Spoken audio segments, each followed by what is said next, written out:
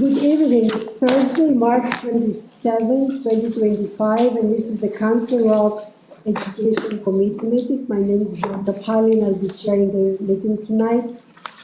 Could you please state your name and title, starting to my right? Nicole Khan, School Board. Matthew McCarthy, Tech Integration. Linda Stone, School Board. Ann Horner, School Board. Bob Hickey, School Board. Good evening, Al Funk, Director of Secondary Education. Nicole Crawford, Director of Elementary Education. Andy Sanko, Superintendent. Michael Roosevelt, School Board. Joe Hidalgo, School Board. Tracy Oseki, School Board. Ed Tate, School Board. The guests also state their names and titles. Clara Wright, Social Studies District Coordinator. Tom Lawrence, AAS. Ken Maroney, Elementary Math Coordinator. Rose Burkhead, USAA 1. Carter Renee Devlin, Science Coordinator, K-12. Kevin Gary, Supervisor of Curriculum and Instruction. Kyle Cantor, Supervisor of Autistic Support. Amanda Serene, Supervisor of Curriculum and Specialized Instruction. Good evening, Casey Black, Supervisor of Student Services. Kim Carl, Special Ed Supervisor, Elementary. Dave Marcinowski, Special Ed Supervisor, Elementary. Kim Boriotis, Special Education Supervisor, Secondary. David Heiser, Special Ed Supervisor, Special Ed Secondary. Excellent. Thank you so much. We have a full house tonight, and with that, Mrs. Crawford? Oh, Yep. Funk. All right, thank you. Just before we start, a reminder that for the most accurate and reliable information concerning our district, please refer to resources, websites, and social media platforms managed by the Council Rock School District. We advise the community to exercise caution when relying on the accuracy of social media and ask the community to verify any social media content with the district for accuracy. If you question what you are seeing, need a fact check, or additional details on the matter, please reach out to the district directly. Our contact information is readily available on our website, www.crsd.org. Ready to go, Matt?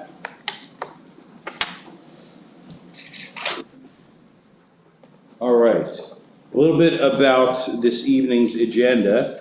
We have had a number of presentations this year at Education Committee on full-day kindergarten, which we are growing increasingly excited about for the 25-26 school year. Tonight's presentation, we're going to focus on curriculum and some of the associated resources. Next up, we are grateful for the presence this evening of many of our district curriculum coordinators who will speak to the committee about our annual projection of textbook purchases for students. And next, we will have Dr. Tom Barnes, our data analyst, who will give us a synopsis of some of the data associated with grade band configuration, most especially grades 6, 7, and 8. And this is an extension of a conversation which emanated from the Facilities Committee. Dr. Casey Black is on hand to provide an overview of the district's special education plan, a plan which we have prepared for public viewing, for board approval, and ultimately for submission to the Pennsylvania Department of Education. And then finally, we will conclude the meeting with some comments about staffing for the next academic year, 25-26. With that. Terrific. Thank you, Mr. Funk. Our curriculum coordinators and their teams, including kindergarten teachers, staff, specialists, and many others, have been diligently working to develop curriculum in preparation for the launch of full-day kindergarten next year. This evening, Mrs. Rose Burkhead, our English Language Arts Coordinator, will provide an update, followed by Mr. Ken Hinchy, our Math Coordinator. Unfortunately, Ms. Ann Bell, who led work on creating the Play Lab units, is homesick tonight, so Ms. Tammy Gary will be presenting that update on her behalf. I'd also like to recognize the valuable contributions of Mrs. Renee Devlin, our Science Coordinator, as well as Mr. Derek Wright, our Social Studies Coordinator, who also served as resources in the development of the Play Lab units. Finally, Ms. Gary will also provide an update highlighting the outstanding curriculum work completed by our special areas. This work was led by Miss Elizabeth Potash, the PE coordinator, Mrs. Lisa Weiss, our library coordinator, Miss Danielle Puglisi, the STEAM coordinator, Mr. Keith Rudat, our music coordinator, and Miss Beth Lynch, our art coordinator. So without further ado, I will turn it over to Miss Burkett. Hello, everyone. It's great to be here. I just wanted to give you an update on what we're doing for ELA in Full Day K. When we first started talking about Full Day K, we really didn't want to add more to the plates of teachers. We are very happy with the resources that we purchased 2 years ago and we're implementing. I'm sure you remember Reading Horizons and our teachers who came to talk about that. So we are taking Reading Horizons and using that as our foundation, and it's going to offer us a little bit more time with Full Day K to do more extension activities. So basically what it's going to look like is teachers are going to do the 4 parts that I listed up here every single day. This happens in every single classroom. It's really amazing to see. I was actually in a classroom today and just the routines and transition and what these kids are doing. It's truly amazing. And I just can't credit our teachers enough and the community for embracing what we're trying to do, especially starting with our littlest ones in kindergarten. So the first part of the lesson is always phonemic awareness. That is always with sound. It's done without any kind of slide. It's all done orally with the kids. They use their arms, they use their fingers to tap, but none of it is done with any kind of visual. It's all oral. Second part of the lesson, we go into the phonics and spelling. And in that, we just do a little bit of review, what we learned before. Then we go into new instruction, and then we get to guided dictation. Guided dictation, the kids are writing what they hear. Sometimes it's something spelled out to them, T-A-P, and then they're writing it down. Then we kind of progress from there. Write map, they're writing that word. Then we even move into nonsense words, and then finally we do some sentence dictation. So we'll give them a sentence. And yes, our kindergarten students at this point in the year are writing sentences. It's amazing to see. After that portion of the lesson, we move on to a whole class transfer card. So the kids usually come back to the rug or the area, they read some text. It starts with words. We go to a sentence, and then we usually get to a decodable passage. We read it a couple times, we check for comprehension. If there's a word in there, we'll ask, what does that mean? What do you think this means? Or can you read this sentence with a question? You know, how would that sound different? So that's where some of the language instructions coming in, as well as the comprehension. We do a skill check. The kids take out their Chromebooks. Skill check, we get real-time data. Teachers will see on their end, okay, these kids got it, these kids did not. I need to pull this small group. The data comes really quickly. After that, we go into extended transfer, where kids are working in small groups. So there might be a group with a teacher, there might be a group reading a decodable text, there might be a group working in transfer skills in their transfer books. They're kind of all doing different things, but we're excited. We did come together, a small group of us, to create a curriculum map so we know exactly where we're going, at what part of the year, what lessons are being addressed, and how we're assessing that. So I'm really excited about that too. It's a work in progress. I'll give you just a sneak peek, but we are hoping for teachers that this will really drive what they're doing every single day. Thank you.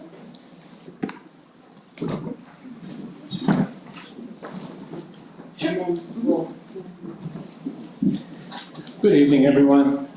My name's Ken Rooney, elementary coordinator, and a lot of words for a math guy.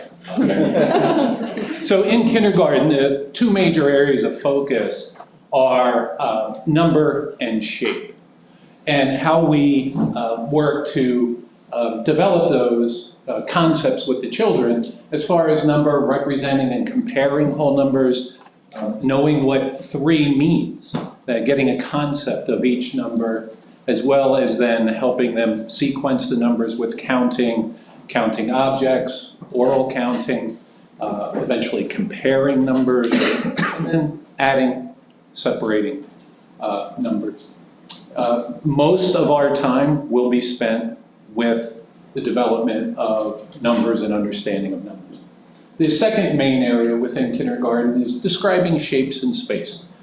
In kindergarten, the students are recognizing the differences between two-dimensional and three-dimensional shapes. They're combining shapes, taking shapes apart. That has been the main, they have been the main areas of focus within kindergarten, and they will continue to be those same main areas. Speaking of continuing, our curricular resource is Bridges Math.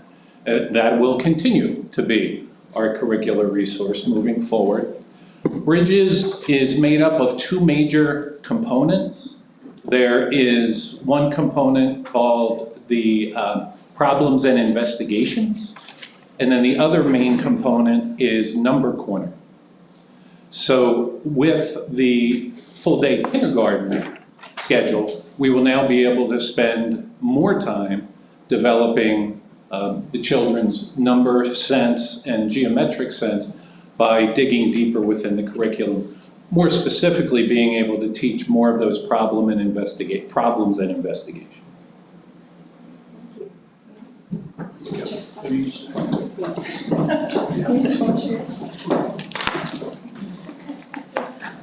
Everyone, I am filling in for Ann, and I just want to kind of give a big shout out to Annabelle because she really stepped up and trained everybody in regards to not only purposeful play, but also on our understanding by design template for writing the curriculum.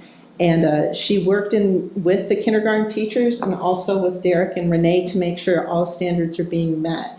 I am going to give you, I keep talking about curriculum and talking about Atlas, so I'm going to just give you a little appetizer to show you kind of what it looks like and pass these around, and I'll pass the next ones around and collect them. So there's like 3 in there, so you could kind of get a little taste of what we're talking about when we're saying the work that went into it. So with PlayLab, as you remember, it was taking a look at using the standards, but putting it in a very developmentally appropriate way of learning for students. So creating the activities and having the resources for the kids to learn through investigation, learn through socialization, to meet all the different standards. So I think the ones I gave you were community, I think weather. So you could just take a little sample to see what it is. All the resources are listed in there. And then once Atlas is up and running, this is what will be posted. So kind of just giving you that insight into it. There's the 3 pictures that are listed up there, My Community, which would be with social studies. And very interestingly, as I keep telling you about the updated standards, economics is part of the 4 different major standards areas for social studies. You'll see a lot of economic principles in kindergarten. Deciding choices, different community members, what different jobs are. So even in kindergarten, the standards are there and they're being fulfilled for what the state is requiring.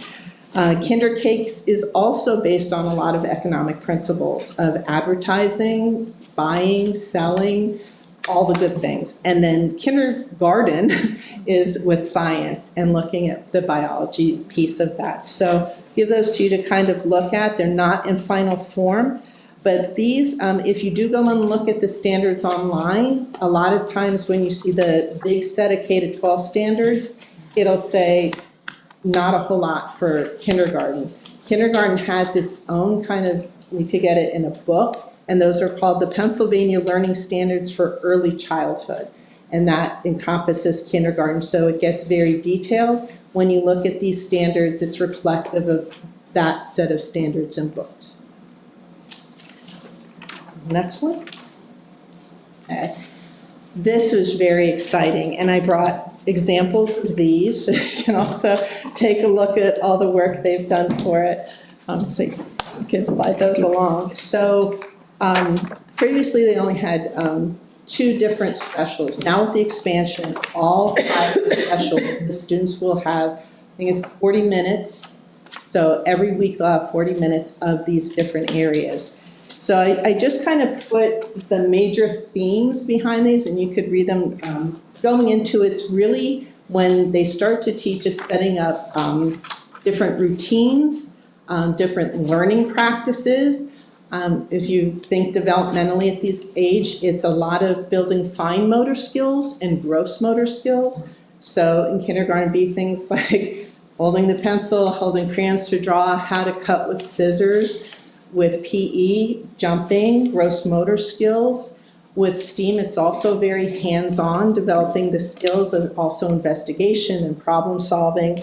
Library, they're learning about, it coordinates with ELA that they're learning about books and authors and how to use the whole library. I think I hit everybody. Music is really neat when you look at these because it's not only singing and performing and dancing, and then they also tie everything with literature, something you'll see across all these areas where they started reflecting and creating curriculum that mirrors what's taking place in the play labs.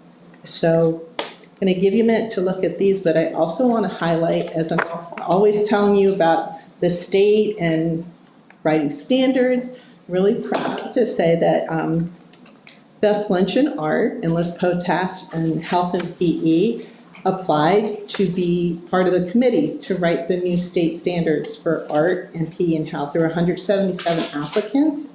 They're both accepted. So 2 people from Council Rock are going to be representing and part of the creation of the standards K-12 for those areas. So that's very exciting. And they'll be able to bring all the good stuff back. So we will open it up for questions. Ms. Khan? I had a question in regards, I guess, to the English language arts.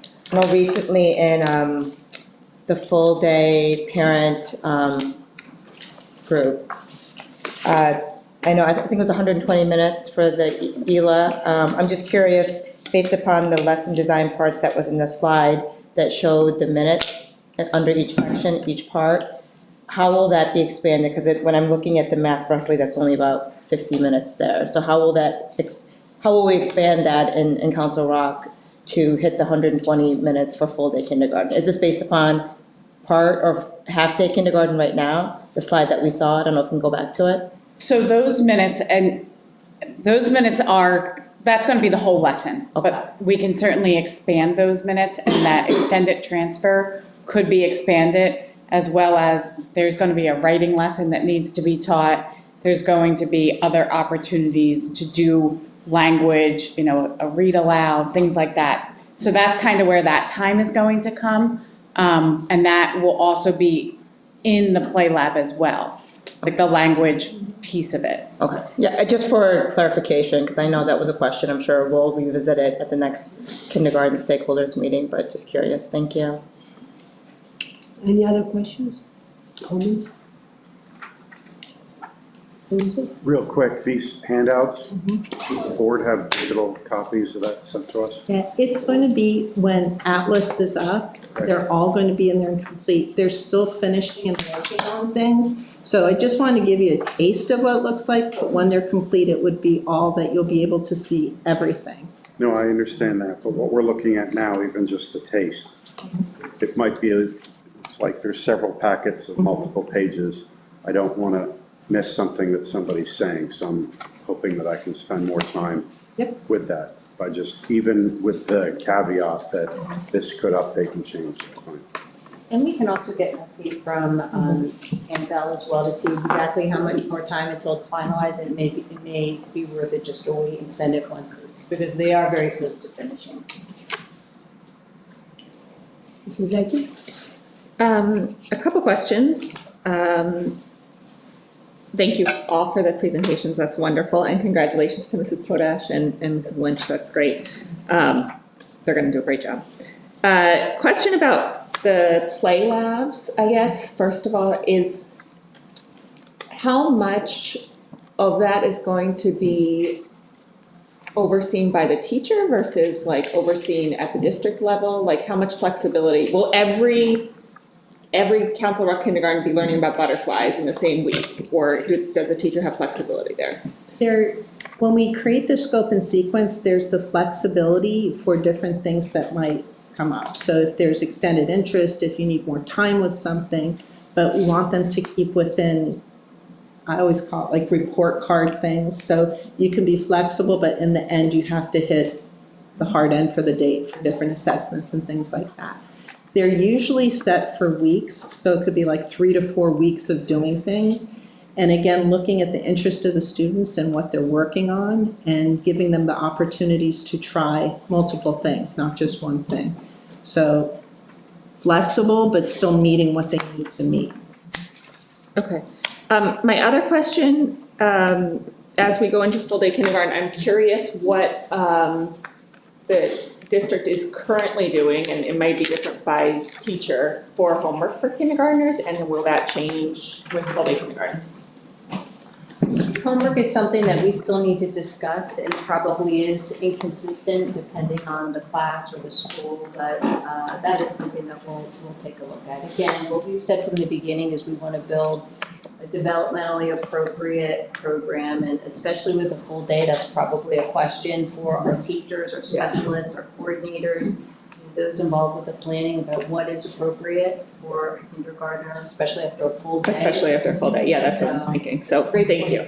Okay, that's it. Mr. Hickey? Yeah, first of all, thanks for all the work that you guys are putting in this collectively. It's a big undertaking, I can see. Question I have is, like right now you have a standard for what you expect or where you expect these kids to be at the end of kindergarten. How does that compare to what you are going to expect from these children academically after they've had increased instructional time? Has your standards or has your goals moved compared to what they are now? Yes, I think with the limited time we have, if it's 2.5 hours of instruction, you can only hit so much. So what we're looking at is deciding what is doable and where the student should be. So for example, in both ELA and math, they have different benchmarks for universal screeners.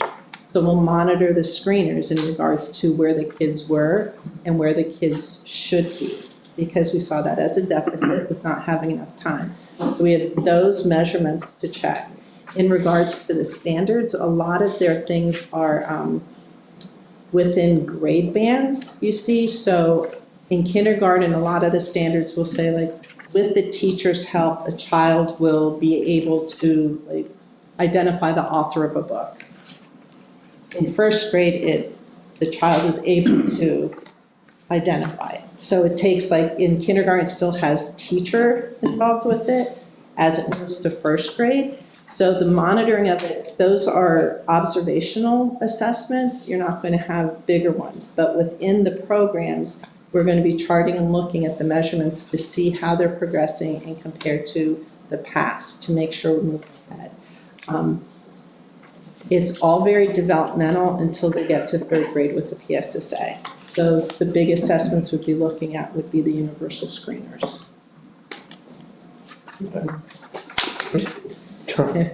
As it looks, because one of the things, a question that's usually asked is, well, will our kids end up ahead? Correct. And the answer to that is we have MTSS and programs that if we see that kids are struggling, it's to work with them to get them to instructional level.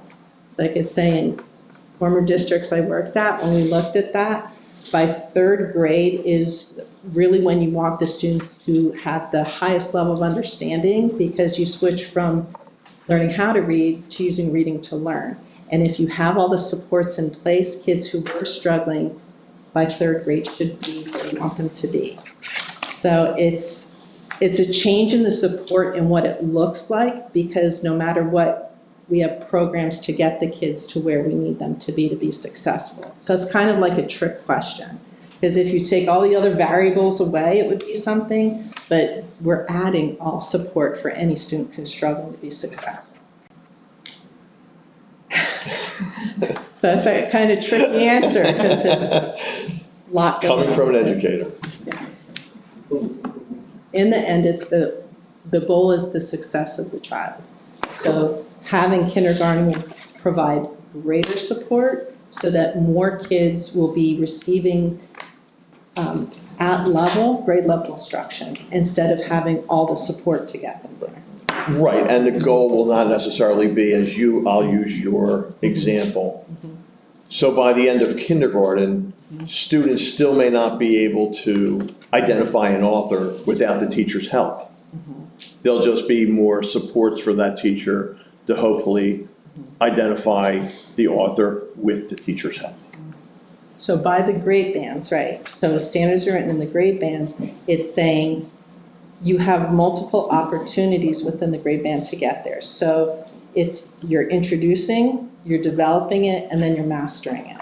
So you would want the kids to master sooner, so they're moving ahead, instead of spending, after your introduction, kindergarten's a lot of introduction, to develop and master sooner.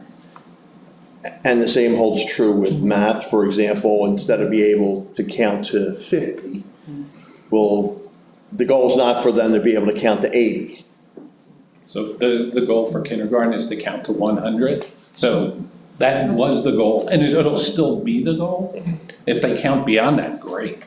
But the standard will be for the children to count by ones or by tens up to 100. With the extra added supports, with the As extra needed. time. Right. Yeah, we will have that luxury. We definitely have that luxury of additional time, which will allow us to spend more time on helping the children become more proficient.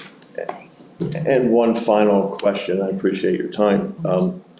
Will you also be able, with the extra time, to be able to more identify students, I would hope this answer is yes, that are having problems, issues, whether with math and or particularly with English language, because this is a point in time, a lot of parents say, my child had a problem in kindergarten, it wasn't really picked up, and then it wasn't picked up, and then the next thing you know, he's in 4th grade and now has a problem. Yeah. I'm assuming hopefully with this extra time allotted that, and with those extra supports, that maybe we'll be able to catch kids a little earlier that need even more supports than they can currently get right now. Yes. Wonderful, Yeah. thank you. And on the other side, kids who are accelerating, kids that have the needs. So you have students who enter kindergarten reading. So you're working with both ends. Good point. Thank you. You're welcome. Any other questions or comments? I just want to make a quick comment that I love the visual art Council Rock logo. It's, I don't know if you saw it, but I'll pass it around. It's very creative, I think. Thank you. Thank you. Thank you Thank all. you so much. Thank you. Thank you. Sammy, I think you're staying. Actually, I think I just need to switch my information. Thanks, Ken. Put on my other hat.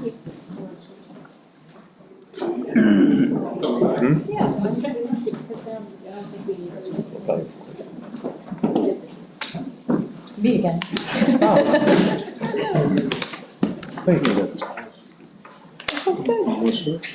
Good. So we're moving to discussion about the textbook approval, and who's going to lead that? Well, we're starting tonight with our ELA program. So as you've heard previously, we have Reading Horizons and Wonders for 4 grades K through 5. 6th grade last year, we had the dilemma because the textbook and the resources that we had were at the end. They were sunsetting. So we had to look at moving to a new resource because those were no longer available. And what we had discussed was looking at, again, grade bands of 6, 7, and 8, because 7 and 8 had a different series and book than 6th grade. So what we wanted to do in setting out was to get them on the same cycle, because in 2 years, it was 7 and 8th grade would be in curriculum renewal. So we tried to put it together in a pace so that the students going through from 6 and then the 7 to 8 had the same series. It just makes creating the habits and creating the routines and the vocabulary. It just gives a better hold for students with consistency. So we started out with that, and Rose did a really great job last year. We started the pilot. There were 3 different textbooks, and it was narrowed down to 1, and that one is coming tonight before you for purchase. So, as Tammy said, we started with 3 books at the end of last year, and I gathered a team of people to pilot the materials, and we have come up with Into Literature as our selected resource. It's a little tricky, this pilot, because 6, 7, 8 is all kind of on different levels. So 6th grade, there was this pressing need to find something quickly. 7th and 8th grade, we talked about it could be that we just go with the existing resource for a little bit longer, and that's actually what's happening. The resource that is in 7th grade right now is Into Literature. We're going to bring that down to 6th grade, and we're going to expand it out into our English courses in 7th and 8th grade. So the way the resource Into Literature is used right now, it's in 7th grade literacy and 8th grade literacy. So what we're hoping to do in the next couple years, we're going to need some development of the curriculum, is it will be in 6th grade, 7th grade, 8th grade, literacy, and English, as well as other things that we do in English. This pilot that we did, we really wanted to find the right resource to fit with our kids.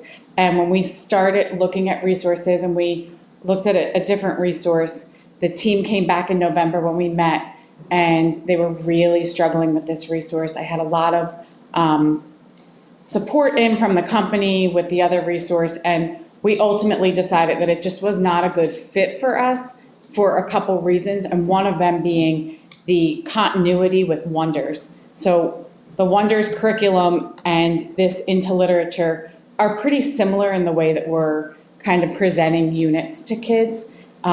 If we went with the other selected resource, it would have been a really strange jump for them, and it just felt awkward. We didn't think that would be good for our kids. And in Into Literature, it's 6 units. We are planning to do about 4 units per grade level. The company would tell you you do not need to do all 6. You actually don't need to do all 6 in order.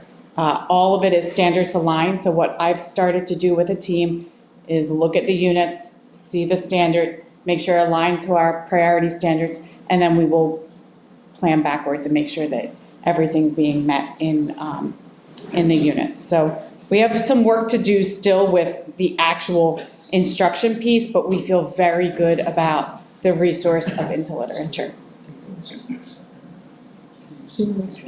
Sure.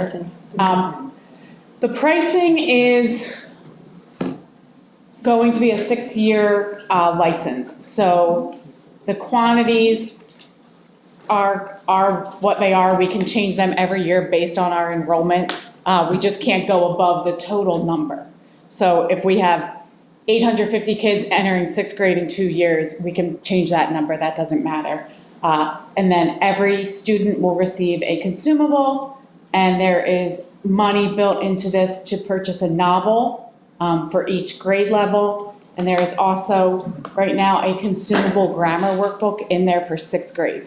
That's something that we still need to talk about. 7th and 8th grade, when we talked, they did not want this grammar resource. They felt that they can build a better resource than the one that was supplied by the company. So we need to kind of develop that out a little bit.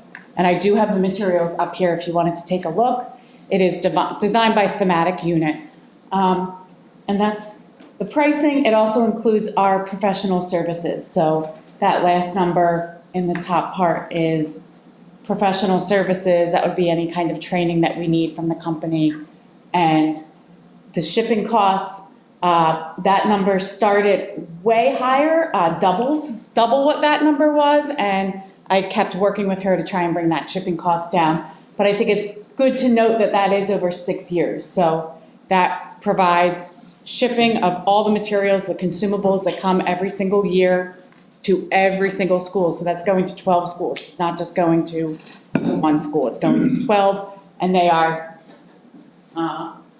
pretty large books that need to come for every single student. That's one of the things that the teachers love about this.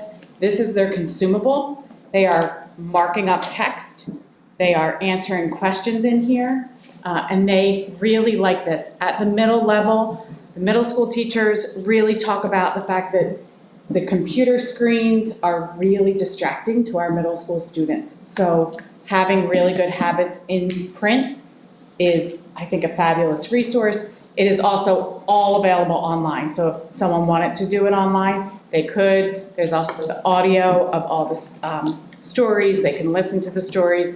They can highlight and annotate online. And there's a plethora of resources, just like in Wonders, that they could pull from anywhere to do extension or reteaching of any lesson.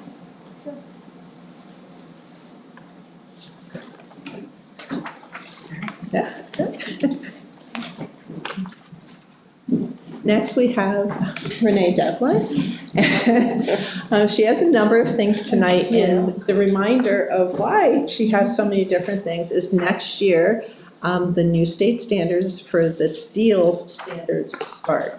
So this spring, they're doing the field test. Remember, they're moving the grade level. I keep referring to the grade level bands. They're moving it from 4th to 5th grade because that's how the new alignment with the state with grade bands. So they're going to be piloting the test. The kids who took it last year in 4th grade now are going to be taking it in 5th grade, and then in the 8th grade, and then when they have biology. So this has been a huge undertaking to go through all the resources to make sure they're all aligned to the STEELS standards, and then find the resources across for all of the courses. So hello, everybody. Thank you so much for allowing me to present 4 textbooks for next year for purchase. So I'm going to start with 2nd grade. This was a 2-year pilot. And the reason it was a 2-year pilot was because there was so much going on in elementary school. We didn't want to overwhelm the teachers.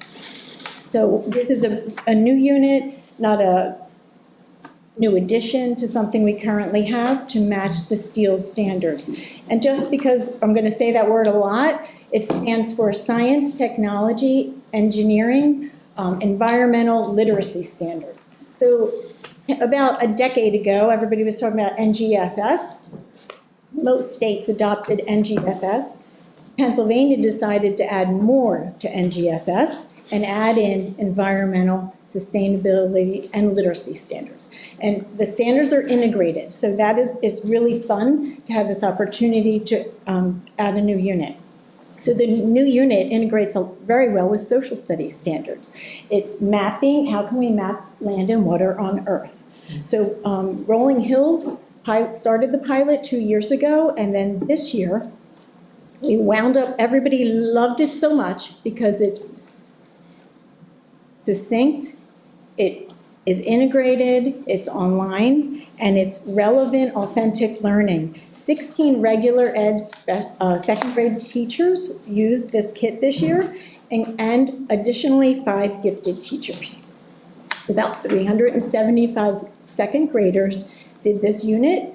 Having it as a 2-year pilot, which was free, allowed the teachers to pace it out for everybody, get parent letters ready, materials, understand. It's a lot of setup and a lot of stuff, but that's what makes science fun. And really prepare for all the other teachers to get on board, make the transition a lot easier. Did I miss anything for this one? Okay. Next up, we have an 8th grade academic science textbook. Again, it's consumable, as Rose said. Middle school does love their consumable books. It's a very big consumable book. This year we implemented something very similar in 7th grade that's consumable. So this is an 8-year license. I had Jim Fox and Dave Curry from each middle school pilot this in their classes. Sure. And the reason the teachers love it is because they don't have to photocopy everything. we pay for all the shipping up front, and the kids can write in it, highlight. A lot of teachers put in the front cover their homework for the week and then take that out, so they can refer to it. Wow. The pilot for this year was completely free, and they shipped us all the books. And like Rose said, we pay for the shipping up front. I think that covers 8th grade. Oh, the online is updated annually. So if there's a graph or a fact or an oil spill, and a recent oil spill, the online component of the workbook is always updated. And it does prepare the students for the 8th grade science PSSA. Next up. Sure. Hey, Tim. Sure. The 99,000, and the same is true with the other one, that's per year, or is it No. total for Total. the 8 Total. years? For the 8 years. We pay it all up front. Total for the 8 years. So we will get 550 consumable workbooks every year for 8 years. It's very At a cost of similar. $99,000. Correct. Thank you. That's the same as, And the same is true actually- with the previous slide as well? So we had an older version called Fusion in 7th grade, and what we actually did until we found something that we liked, we always get our max 550, and we stockpile them, so we might have an interim year of finding something new. The online might not be there, or it wasn't years ago, but I get the 550 each time in case something gets wet, in case somebody loses them, and we just fill in the numbers and ship them every July. Okay, moving on to biology. So, sure, where am I? Okay, great. So biology is a keystone course. So we really needed to make sure it was aligned to the state standards and Keystone and have everybody on board. Our biology teachers wanted to go. We vetted several different publishers, and they chose Miller and Levine, which is our current book from 2014. The interesting thing about this book is it comes with a 7-year online license. I picked this book up today, fresh off the table at NSTA, the Convention Center in Philadelphia. So all teachers this year in accelerated biology were given the online. They didn't have it in print yet, it's a 2024. So they gave us the 2019, which was still a leg up from what we had, 2014. Our license was expired. All accelerated bio students had the online for free this year, which was a win. And we're going to get 420 of the 2019s the teachers can use as a class set, and 420, because they love us, of the 2024s, so the kids can take home, and the online will be for everyone. This 2024, just to be fully transparent, might not be available until October. We have the sample that I took off the table today, and we will have the 2019s ready in July. So that's 16 years is the first time I had that kind of situation, so I wanted to be transparent with that. Is this the first one we've seen that's not a consumable? Well, this is high school. We don't usually do consumables in high school, so this is for generally 10th graders take accelerated biology. Great question. So if you guys prefer, we can ask questions at the end of this book. Okay. Maybe easier to do that. I don't know if I I have. do have a question for you. Sure. So you said for middle school, you avoid the online version because it's distracting for them, for the screens, right? I think students learn if they can write, hear, read, say, sing, stand, go out and do it in a lab as many different ways as possible, and to have a consumable workbook. They're all definitely writing in it. Would it be better if they have both? So Well, we do have the online. It comes with all that. So they have that access? Yes, of course, yes. Good, thank you. Sure. Okay, moving on to my last book for tonight. This is for AP Biology. Jeff Wormkessel and Young Mi Hill both piloted the book this year. We delayed purchasing a book because they really wanted this book. It's recommended by College Board. College Board says that you should have a new AP book within 10 years. Let me see, I'm forgetting when we had our current AP Bio book, although we have excellent scores, is from 2014. So they've been looking at books for the past couple years, but they were waiting for this one that is going to be, that's a 2025. So our license expired, and both high schools, both teachers, all sections use the online. And we only had teacher samples because it's a 2025, but that's why we held that one off. So they're thrilled to get it, and it's the same publisher that we currently have. So it's just the newer edition. Questions? And it's a 10-year online license, which is a long. That wraps up science for tonight. Next up, we have social studies. Right. Mr. Hidalgo has a question? Are we done with books, or we're gonna wait till the end? No, we haven't. We saw social. Right, yeah, we'll wait.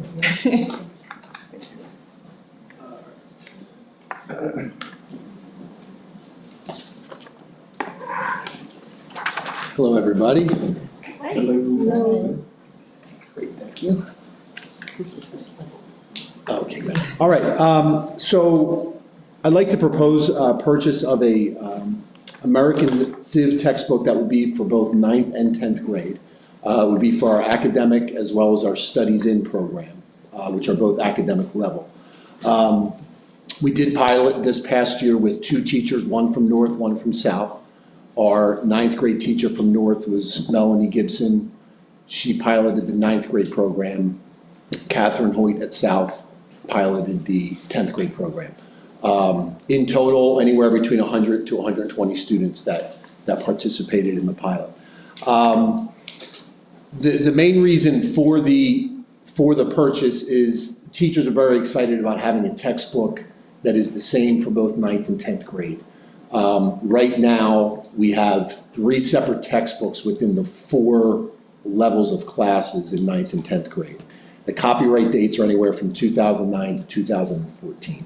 The 10th grade program, the curriculum goes up to the present day. So the latest text that we have only goes through the 2008 election. So this purchase would have content that would go through the 2016. Actually, it does address the 2020 election.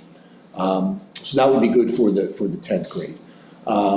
And as I said, the textbook covering both content areas, 9th and 10th grade, would go from the end of Reconstruction, which would be 1876, all the way up to the present day.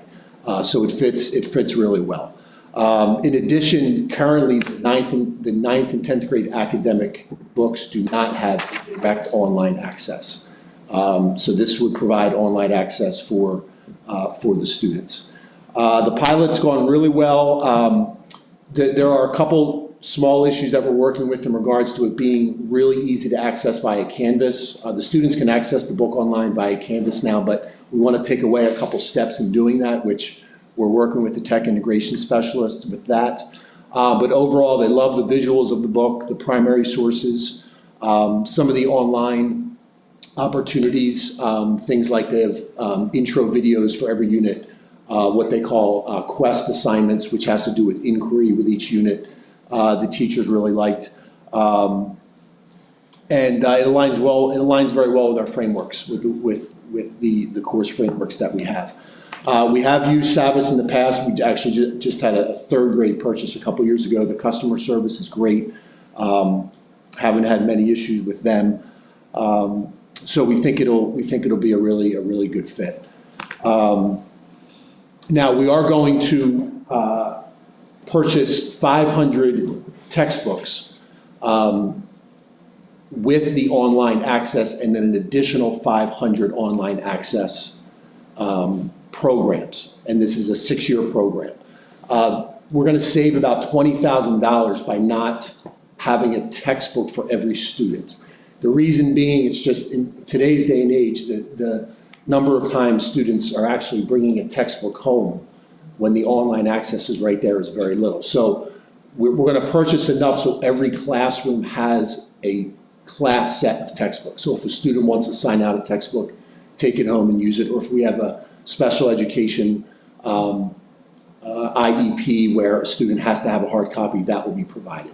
But we thought it would be a good way to be smart about, you know, where education is today with those textbooks. So that's that one.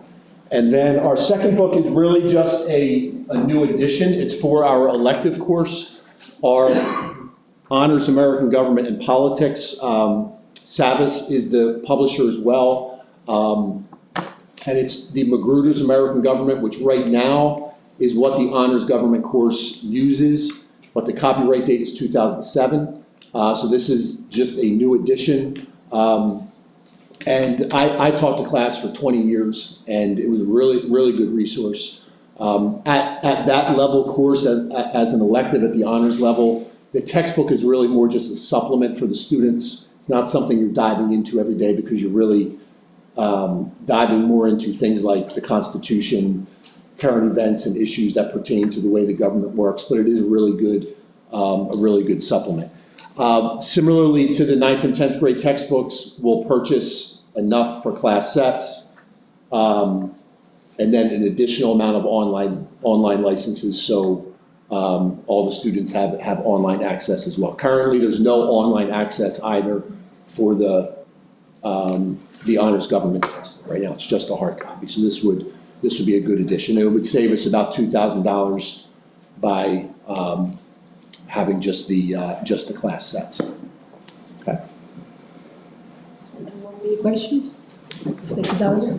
Yeah, thank you. I think every year I look at the textbooks and sometimes I feel sticker shock, but over the year with the experience coming from the educators, how they do their due diligence, and I like what you just said about trying to maybe do some efficiencies by, maybe you don't need every textbook for every student because a lot of them just use the digital. That makes me feel good. This in particular, you know, science usually should be more expensive than literature, it seems like to me, and like in college textbooks and everything else, the information in the science usually costs a lot more money for some reason, and for good reasons. But so the one, I don't really have any questions. I did, but I got an updated slide that showed more information about the particular 6th to 8th grade English. It looks a little expensive, but when you look at the consumables for 6 years, then I can see where the price comes at. That wasn't like jumping out at me before. And then the shipping obviously is something that I really wonder how those businesses models work, and wondering how things are gonna change in the next few years when we start, somebody's gonna start looking at these things. And so I just wanted to ask, it seems to me, then I think my question's already answered in the sense that the literature, it's 20, for the 6 to 8, it's 2,700 subscriptions a year between the 3 grades. Right. Okay. And each one of those gets a consumable, so you're still doing the consumables for the 8th grades? All, okay. I just want to say thanks because, as I said, I'm going to rely on the teachers. It seems sometimes some of these things are expensive, seems to be. Probably not always the most cost efficient, but what the teachers came up with as the best solution. So I don't know. Thanks. That's it. Ms. Stone? Yeah, so to confirm, what we're talking about in cost for English is this close to $750,000 over that full 6 years for the total package, all 3 grades. And, okay, and then the social studies was for 6-year online access, and the books are not per student. The 9th and 10th grade, what was the, no, going back to science then, again, those are, you had 6 years on some, for the 11th and for the AP Bio? AP Bio is 10 And years. the AP Bio was 10 years? Oh, wait, I'm sorry. It said 6-year online? Sorry, I misspoke when I was up at 6 years, that's correct. And then 7 years on the 10th grade accelerated? Yes. And then 8 years on the 8th grade. So those pricings are all inclusive of those years. How long was the 2nd grade? Second grade never expires. The rep is a council rock grad. The Carolina Smithsonian Science, we have in a lot of our upgrading kids, and since we've been upgrading since 2002 was our last standard revamping, and now we have the online, we have the guaranteed, they never expire online. So a full kit should last about 10 years. They can get refills, different sections with different line items. Okay. Great. Sahiki? Yeah, my question is for Mr. Wright, and it really has nothing to do necessarily with the books themselves. But the new book you are purchasing for the 9th and 10th grade now covers years 2008 through 2020. Educationally, what do we skip over or minimize from the Reconstruction to 2008, since we're now adding 10 years into the course of study? Like, what subject gets glossed over or omitted completely as we move through history? Right. Well, it's hard to say if it's an actual particular event. About 10 to 12 years ago, we did shift the content where 8th grade used to just cover through the Civil War, and then 9th grade picked up Reconstruction after the Civil War. And we shifted that, and 8th grade now goes all the way through to Reconstruction, which then allows the 9th grade to start post-Reconstruction, and then they get all the way through into the 1950s. Prior to that, 9th grade ended in World War II. So now 10th grade begins at 1960. The election in 1960 is like the event you start with in terms of new content. And then you go up to present day. So short answer, the quickest thing is you're adding years to the 10th grade course, in a sense, which makes sense because it's more present. The students are a little bit more aware of it. And they also, with the 10th grade curriculum, they also do a unit on government principles and economic principles at the start of the year. So almost half of the year is not US history, it's government and economics. So that's why they're covering fewer years overall than some of those other grades, if that makes sense. But yeah, that's always a challenge, because you have to be very thematic and conceptual in the way in which you teach, as opposed to just a particular date or a particular event. You gotta find common themes amongst all those different events. Okay, appreciate it, thank you. Ms. Khan? Actually, I'll follow up with that question from Mr. Keegan. And thank you all for coming and presenting your textbooks, seeking approval. So I think you kind of answered, Mr. Wright, the question of one textbook for 9th and 10th grade. Clearly, there's enough content and material to use that same textbook for 2 grades. Correct. Great. And then actually, Mr. Hickey, I think for 10th grade, I know you've asked that question a couple times regarding the citizenship test. So therefore, that kind of goes along with your 10th grade curriculum and leading, I believe there is a citizenship. Yes, so Pennsylvania has Act 35. Yes. Statute that in 10th grade, all students take the civics assessment. And then we report that to the state each year. We keep track of the number of students who receive perfect scores. We have certificates that we give the students at the end of the year. So that aligns best with the 10th grade. Awesome. I just thought it was a great way. I know we've talked about it, but here, then. All right, thank you. And my other quick question was, our current, this is for Ms. Burkhead, I think for our current seventh and eighth grade into literature that we have right now that we've been using? Do we currently have consumables that we've been using? We do, okay. We have consumables. We're switching from version 1 to version 2, so it's just a slight update Okay. of the material. So does that extend that subscription, continuing the 6 years, I think it was? We're folding that in. Okay, okay. So that it's all aligned. Yes. 6, 7, 8 will renew at the same time in 6 years. Thank you. Any other, Mr. Roosevelt? Thank you. I'm with Mrs. Stone. My original thought was that I was struck by the cost difference, even if you average it out per grade, between these different books, is really quite broad. I mean, there was one that was $26,000, it seemed like, for a year, and then there's others that the first one that we were looking at, the middle school one, is average about $200,000 per grade. So that was sort of really interesting, but so I'm curious, do these all come from, I know they're different publishers, but do they come from different vendors, or?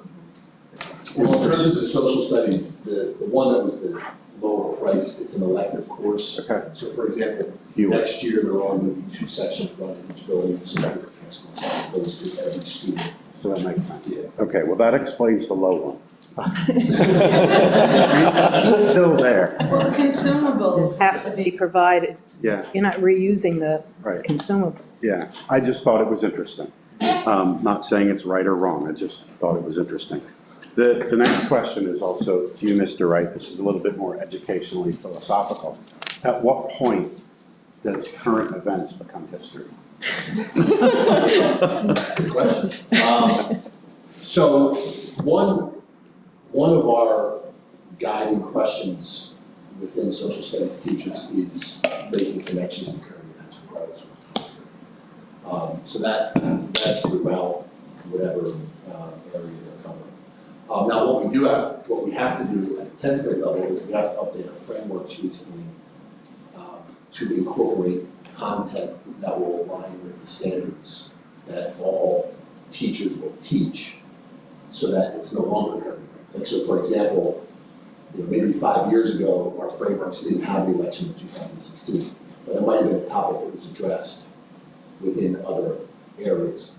But in updated frameworks, if we make the election of 2016, what we call that eligible content, where we say all students need to understand the significance of the election of 2016, then it becomes history. Interesting. A follow-up question to that, I think, is oftentimes there's one view, and I'm interested to know if you agree or disagree with this view, that indicates that when you're teaching history, you must judge it and teach it within the context of its time. So if you make these connections to current events, doesn't that make that more challenging? Or do you not prescribe to that concept that judge history by the context of its time? Well, I think you do that to make connections with students, so it's really more about providing an environment for students to critically think, for them to give meaning to it, not for the teacher to tell the student what the meaning is, but to be able to provide a question that allows a student to think about, okay, well, this happened in 1920, which for a 9th grade student, they might not think there's any connection, but if you could relate an event from that date to something that might be going on today, you might make a connection for them to understand it, as opposed to the teacher saying, this is what you have to learn. Because that's really the concern, is that the teacher doesn't necessarily predict or prescribe what the students are supposed to grasp about that, and instead teach it in the context of its time. Interesting about 1920s is I understand the senior prom's theme is The Great Gatsby, which effectively took place in that time period. Fictional, but nonetheless discussed. So I know that there was a movie about it, which is a little different than the book for any student that thinks that perhaps they can watch the movie and not have to read the book. But I guess the point of what I'm indicating is people or the students grab attention to that time, that theme, because of the recent movie and how that differs from the book. I think to some degree, like I said, this is a little bit more philosophical, but if you teach current events as history, or it becomes current events after, or it becomes history after you've taught the current event, isn't it more challenging, while you may get the connection, isn't it more challenging to prescribe one's emotions about the event? Because we all may still have experienced it.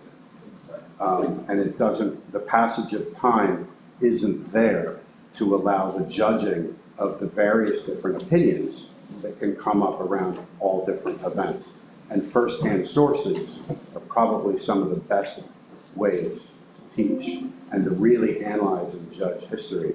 And with a textbook that comes into present day, I find that that subject makes it a lot more challenging to decouple and to teach within the context of its time. So thank you for your response. We have Mrs. Zekin.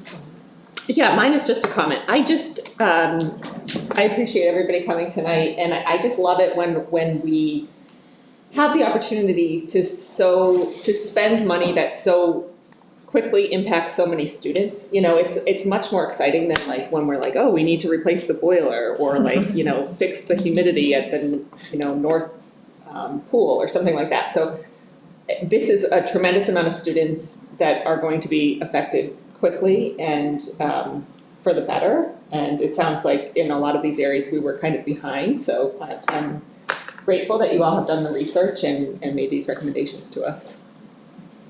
Stone?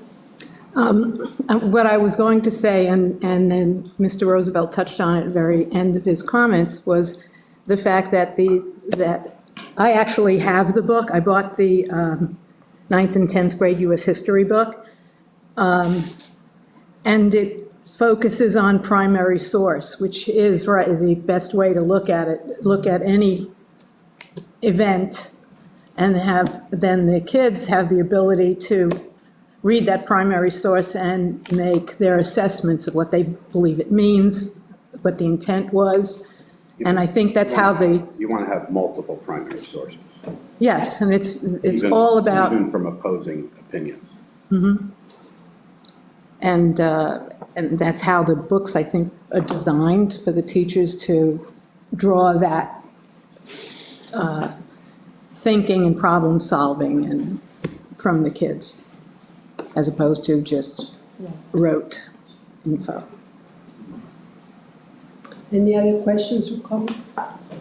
I just have to say, from my own experience with my kids, the older they got, the less they used the books. Everything was online. I felt so bad having the books because nobody would open them. They were just sitting there because they liked the online. So it makes sense that at the higher grades, you don't get a book for everybody because they're not going to read.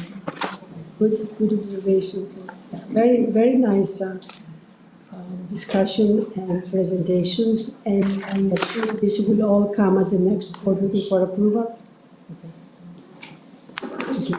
Thank you. Thank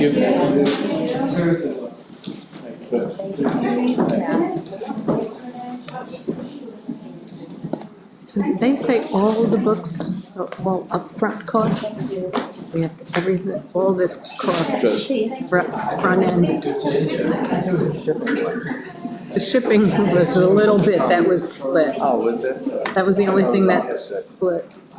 Hey, don't What's that? Don't try to sneak in. A lot of money. You tried to sneak out. I wonder if, Essentially, you can look from the field, if they know if it's missing. Next up, we have Dr. Barnes, our district data analyst, and we asked him to kind of charge him with doing a little bit of research on grade configuration, grade bands, paying particular attention to that 6, 7, 8 level. Again, I think some of the conversation, the genesis of that was from a facilities committee when there was a lot of talk about various buildings, and I believe even our architect Schrader talked about the educational concepts that are associated sometimes with facilities.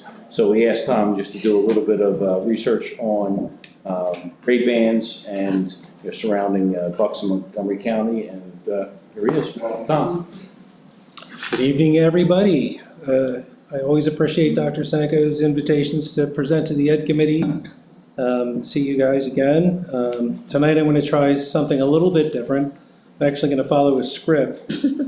So I've just returned from 3 days in Hershey, PA at the PA Data Summit.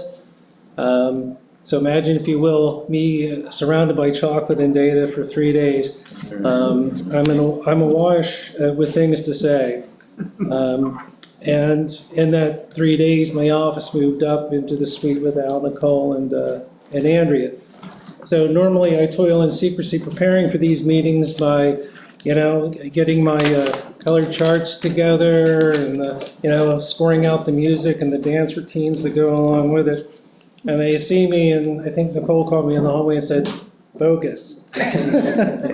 So I'm going to try tonight and follow the script. Now, I love it when I get to sit in front of the committee and share data that helps inform educational decisions, and I'm not sure tonight's going to be one of those nights. It's the grade band data, as I kind of walk you through in the slides, isn't as cohesive a body of research that I would like it to be, particularly to answer a specific question about differentiating the benefits and negatives about comparing, say, a 6 to 8 grade band with a 7 to 8 grade band. But I also think that's worthy of sharing when you're considering what information is available to us. So I've kind of taken the surface look at this. And what I've come up with. So a little bit of historical context is important. So you see that the first slide talks about a brief history, noting that back in the 1900s, you generally had K through 8, and then you had 9 through 12. And that was it. And more practical concerns and a little bit of concern about high school preparation drove the creation of this middle level, which was originally called a junior high. It was generally grades 7 or 8, or 8, 9, or 7 through 9, some combination, whose primary purpose was to lessen the burden of population in the schools that were present in the United States at the time, and also to give students kind of a bump up to a high school education. And so it served its practical purpose well for a number of years, but they weren't really finding that boost in secondary performance that they had been expecting, and particularly in the 1950s when we had certain challenges with the Russians putting up Sputnik, and the emphasis on technology and getting students ready. They took another look at education and what it was designed for. And in the 1960s, you had the emergence of social science research,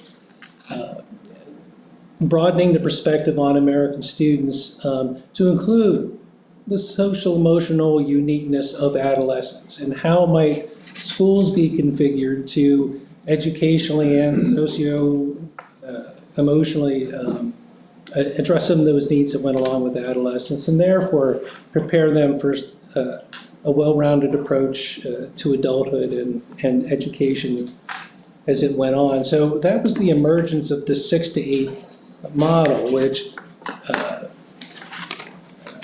took off, and gradually, I'd say by the 1980s, 1990s, had surpassed the junior high model and is now the most predominant grade band model in the United States. And as you'll see in the next chart in my look at the 21 districts in Montgomery County and the 13 districts in Bucks County. So another thing that complicated the research that was available to me for this review is we had that historical context of the K-8 model being dominant for a number of years. The initial research then wasn't so much concerned with comparing the effectiveness of like a 6 to 8 or a 7 to 8 grade band, but they were looking at comparing any grade bands to no grade bands, to K to 8, going back to that model. So there are some data that you can mine from those studies, even though they're comparing these different grade bands to a K to 8 where there's no middle school model at all.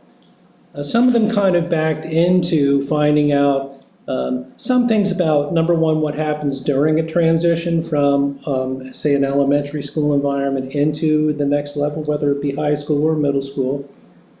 And there is some effectiveness to considering that.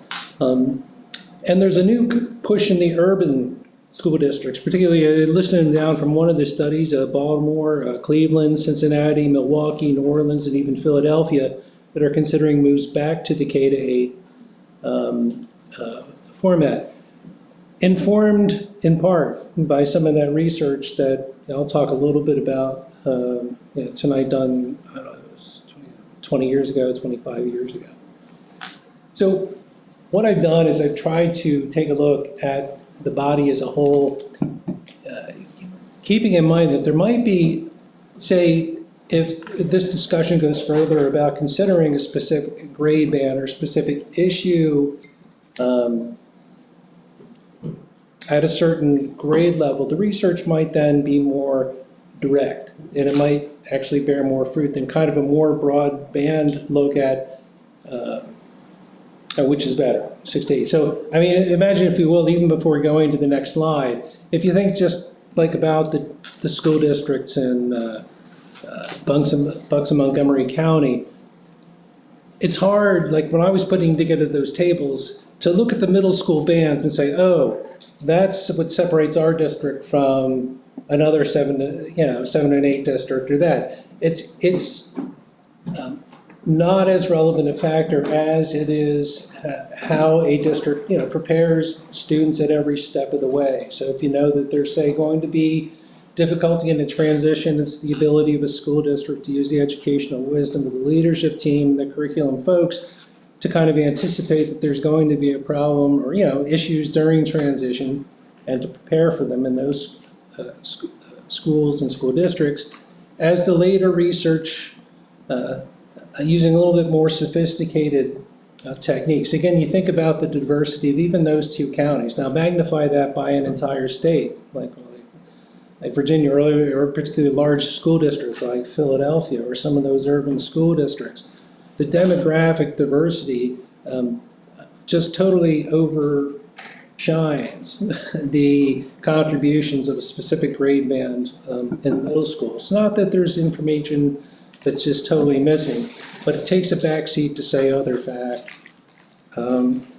So the earlier research, as you might expect, and I've kind of led you into, the K-8 model usually prevailed in terms of academics. So if a student stays in the same school, grades K through 8, they generally did a little bit better when they compared them to schools that went K to 6, K to 7, then had a middle school transition, and then high school. But then as the research techniques started to evolve a little bit and start to control for, say, socioeconomic status, size of the district, size of the school, preparation, financial resources, educational resources, the effects started to get, or the differences rather, between those achievement levels started to even out. So the overall prediction is, let's say you have a K to 6 level and then 7 to 8. Year 7, that first year in that middle school band, is going to take a dip in terms of achievement. Turns out, our first year of middle school, in grade 7, that's our highest year. So what's true generally of a population isn't necessarily true in ELA, I'm sorry, specified. I ran like the numbers for ELA and for our PSSA scores in science. You can't really use the math, because if you'll remember some of my previous talks, there's that kind of general downslope, so you're not going to be able to mine anything out of that information, since it's generally true of all districts. In contrast, the ELA scores say a little bit more within a respectable level of variance.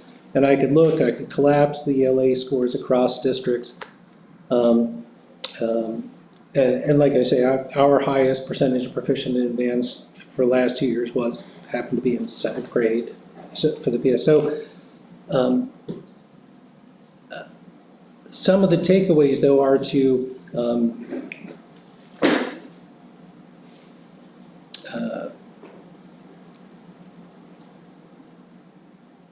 anticipate that any transition in itself, including transitions to high school, are important transitions for kids. And there's a lot that goes into that aside from just changing a school.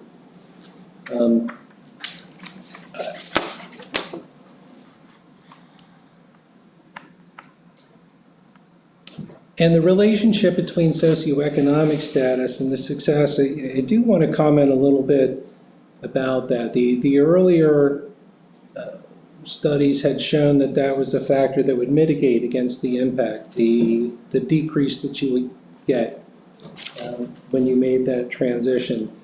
However, later studies that were able to kind of disaggregate the effects of socioeconomic status actually showed that people that in districts that had lower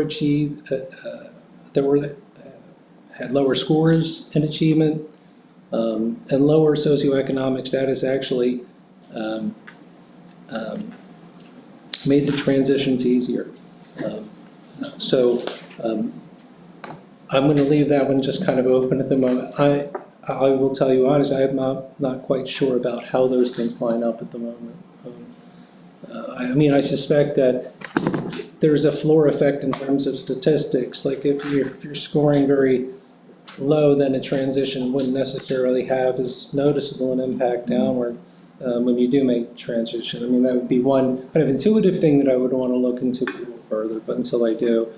And on the other hand, a district with higher socioeconomic status than achievement, the students were likely to bounce back quicker after a transition. But I would also like to verify that with more. There really isn't a lot of research out there that's so good that I could just say this is the way to do it, folks. And I thought the emotional variables are very poorly studied. They had some things in there, variables such as absenteeism, feelings of isolation,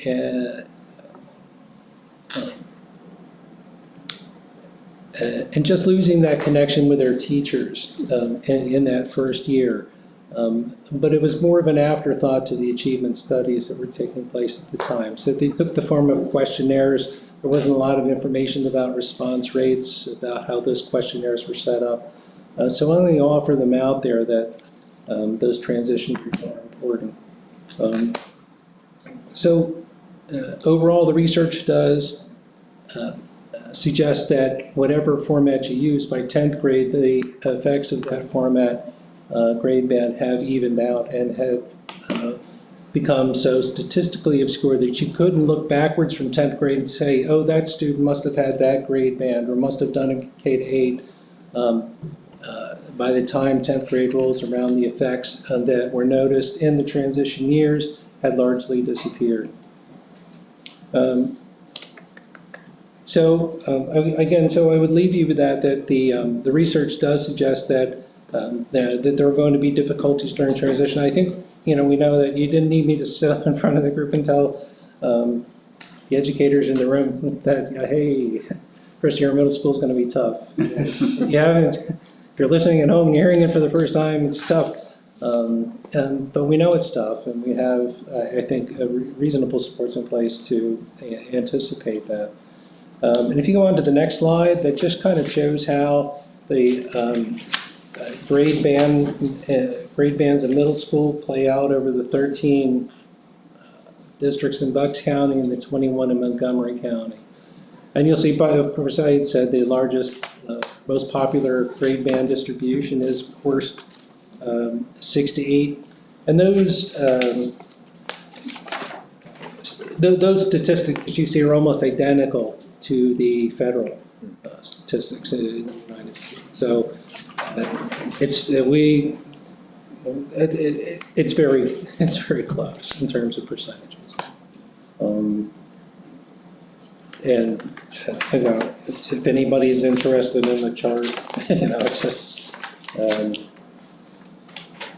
just kind of put out what the grade bands are. It's just a table. Sure, you know, it's that, right? Just summarize that. So you know what it did for me is when I was looking at that and I was looking down the districts and their grade bands, I was thinking, you know, I don't know. It's like let's pick this really great district. We want to be, you know, it's different. It's the way how each district uses their resources to tackle that problem. So I think I'll leave it at that. So I know we already have a few questions. Ms. Stone first. Can you put that grade band back up, that slide? So really, okay. So you have a number of schools that are even 6 through 12 or 7 to 12, which means those kids in those districts are going through one transition and not two, right? Morrisville is 6 to 12 and Jenkintown is 7 to 12. So, I mean, you kind of were implying that the issue is not what band models work. The issue is the kids have to adjust to these transitions. So whichever group you use, they're still going through two transitions, one into the middle school or junior high, and then one into high school. But right? So you said the trending, though, was going back to K through 8? In urban areas. I haven't seen as much of unless anybody else has heard anything, I haven't seen anything so much in suburban districts, but the literature was looking at those bigger districts, and that was the genesis. So a lot of those earlier studies that I mentioned that were done in between 2000 and 2000, well, actually 1995 and 2010, there were Philadelphia, New York, I read the Baltimore, and there was one in Florida that was huge. It was the entire state of Florida. So do you think some of this transition to these junior high and middle school was really about growth, dealing with growth in the community? So they're forced to create another school. So was it just for that kind of the demographics and not really from an educational? My guess is it's My guess is it's multifactorial. I think there were definitely practical concerns that drove the decisions in the first place. But I also think the social science research in the 60s and 70s in particular focused on kind of adolescence being a crucial transition period between childhood and adulthood, also fostered the belief in a middle school model. There's the American Middle Level Educators website that has This We Believe, and talks a lot about those philosophical underpinnings of a middle school grade. So I think there are multifactorial reasons for grade bands, whatever they happen to be. And one of them is practical. I think there's so many variables that contribute to, you know, what districts decide in terms of grade bands. And, you know, obviously facilities that's huge, you know, we've been to the facilities meetings and, you know, we know the cost involved with building new schools or adding a grade level and creating a 6th grade center or creating a new middle school. But, so I think the question that came up was, well, is there any really academic, you know, substantial difference in whether you are 6, 7, 8 or whether you're 7, 8? I think the research that Tom did kind of bears out that really there wasn't any difference in terms of academic performance. Now, there's so many other variables that contribute to academic performance that it's difficult to isolate, but there's no, wow, if we just went to that grade configuration, our kids would do so much better. There's just nothing in the research to support that. And there's no models of 6th grade centers? There is one sixth grade center in Quakertown, I think it was, that had a sixth grade center. And if you take the point of one of the studies that said generally the more transitions a student goes through, the worse that they're going to do, having a sixth grade center would seem counterintuitive. Generally, so, but then, you know, like New Hope Silbury that has a K to 2, a 3 to 5, a 6 to 8. So, you know, for every example, there's a counterexample out there. And it's again, it's really hard in good faith to say, you got to do this. You know, this is the way. There are so many balls in the air. And just the grade band configuration itself isn't the thing. Right. So I have Mr. Tate and then Mr. Hickey. So, yeah, thank you, Dr. Martins. I think this is really helpful in that, as Mr. Funk just pointed out, the data is inconclusive, so there's no clear path that we need to take. I had two questions. One is, you talked about a trend toward K-8 in large schools. Did you see any other trends? For example, in Bucks Montgomery County, is there a trend that's discernible? And I had another question as well, but. Well, as you can imagine. Yeah.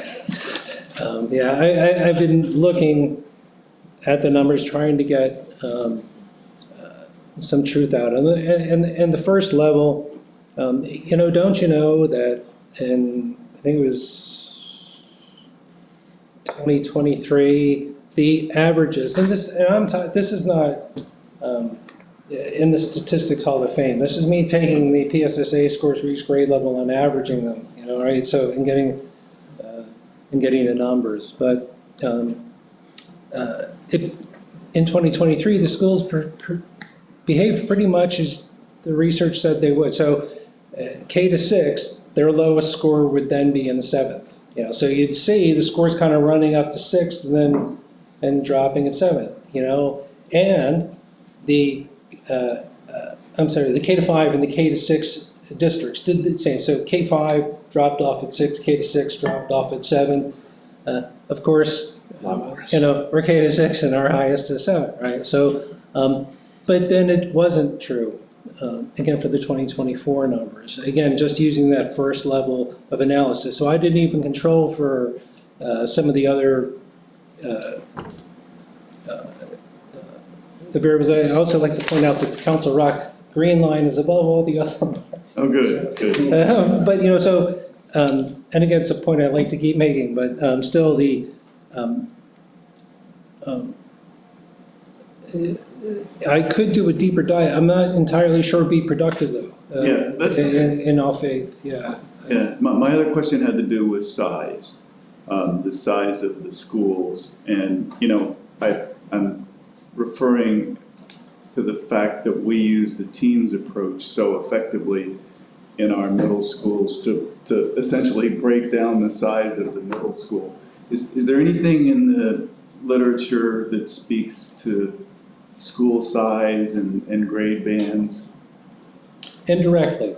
And by that I mean is that one of the more recent studies that used, I think, a very respectful factorial approach to this, controlled for things like school size.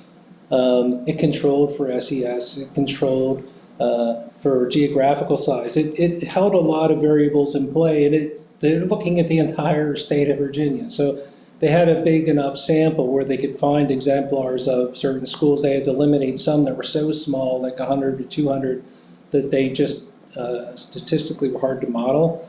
And that showed kind of again, a gradual trend up until about 7th grade, you know, overall. So the longer they stayed in elementary school, it wasn't a big increase.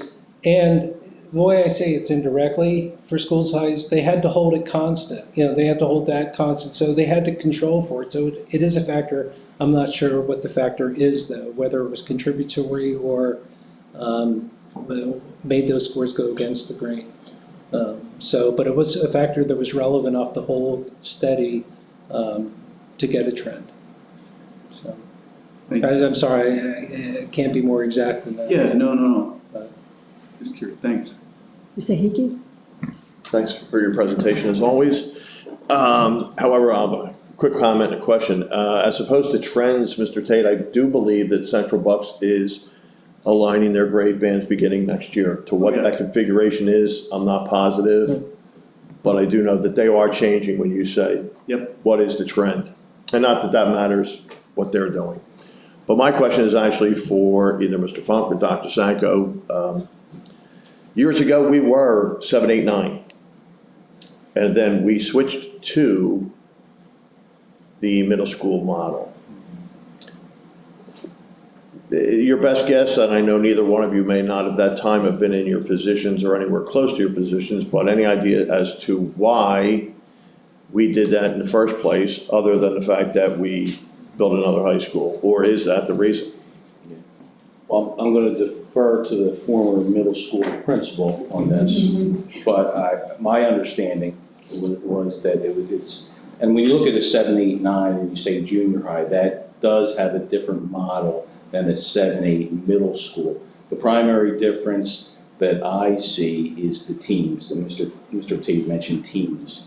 And I think there was a desire when Council Rock School District made that transition to the middle school model to emphasize the team aspect of middle schools in 7th and 8th grade. And that was in the day of, Mr. Desco and Mr. Lecker. But, perhaps you know a little bit more about that, Dr. Sanko. So Al's absolutely right in that there's the middle school, the focus of the middle school is on teams. The focus of a junior higher, at one point, Council Rock, the schools were called intermediate schools. And that is more of a straight line scheduling. It would be very similar or akin to what our high school students see with a straight 6-period or 7-period schedule. The desire the desire of the district at that time, when we went from the junior high intermediate school to the middle school, the district committed a lot of resources, a lot of time. We consulted with and worked with someone out of Lehigh University to move us from the previous model into the middle school model. But as I recall, the overarching and largest factor was that of teams. So you keep the same 120, 130, 140 students on the same team. 7th grade is, all 7th graders stay in close proximity with all other 7th graders, same is true for 8th. And then you have your arts wing where students will rotate through on a 6-week cycle of all of what we call the elementary school specials, or at the high school we call them electives. And Matt, you know this just as well as anybody, we call them, it's the arts rotation at the middle school. But the work that was done with the district, it was done in consultation with Lehigh University.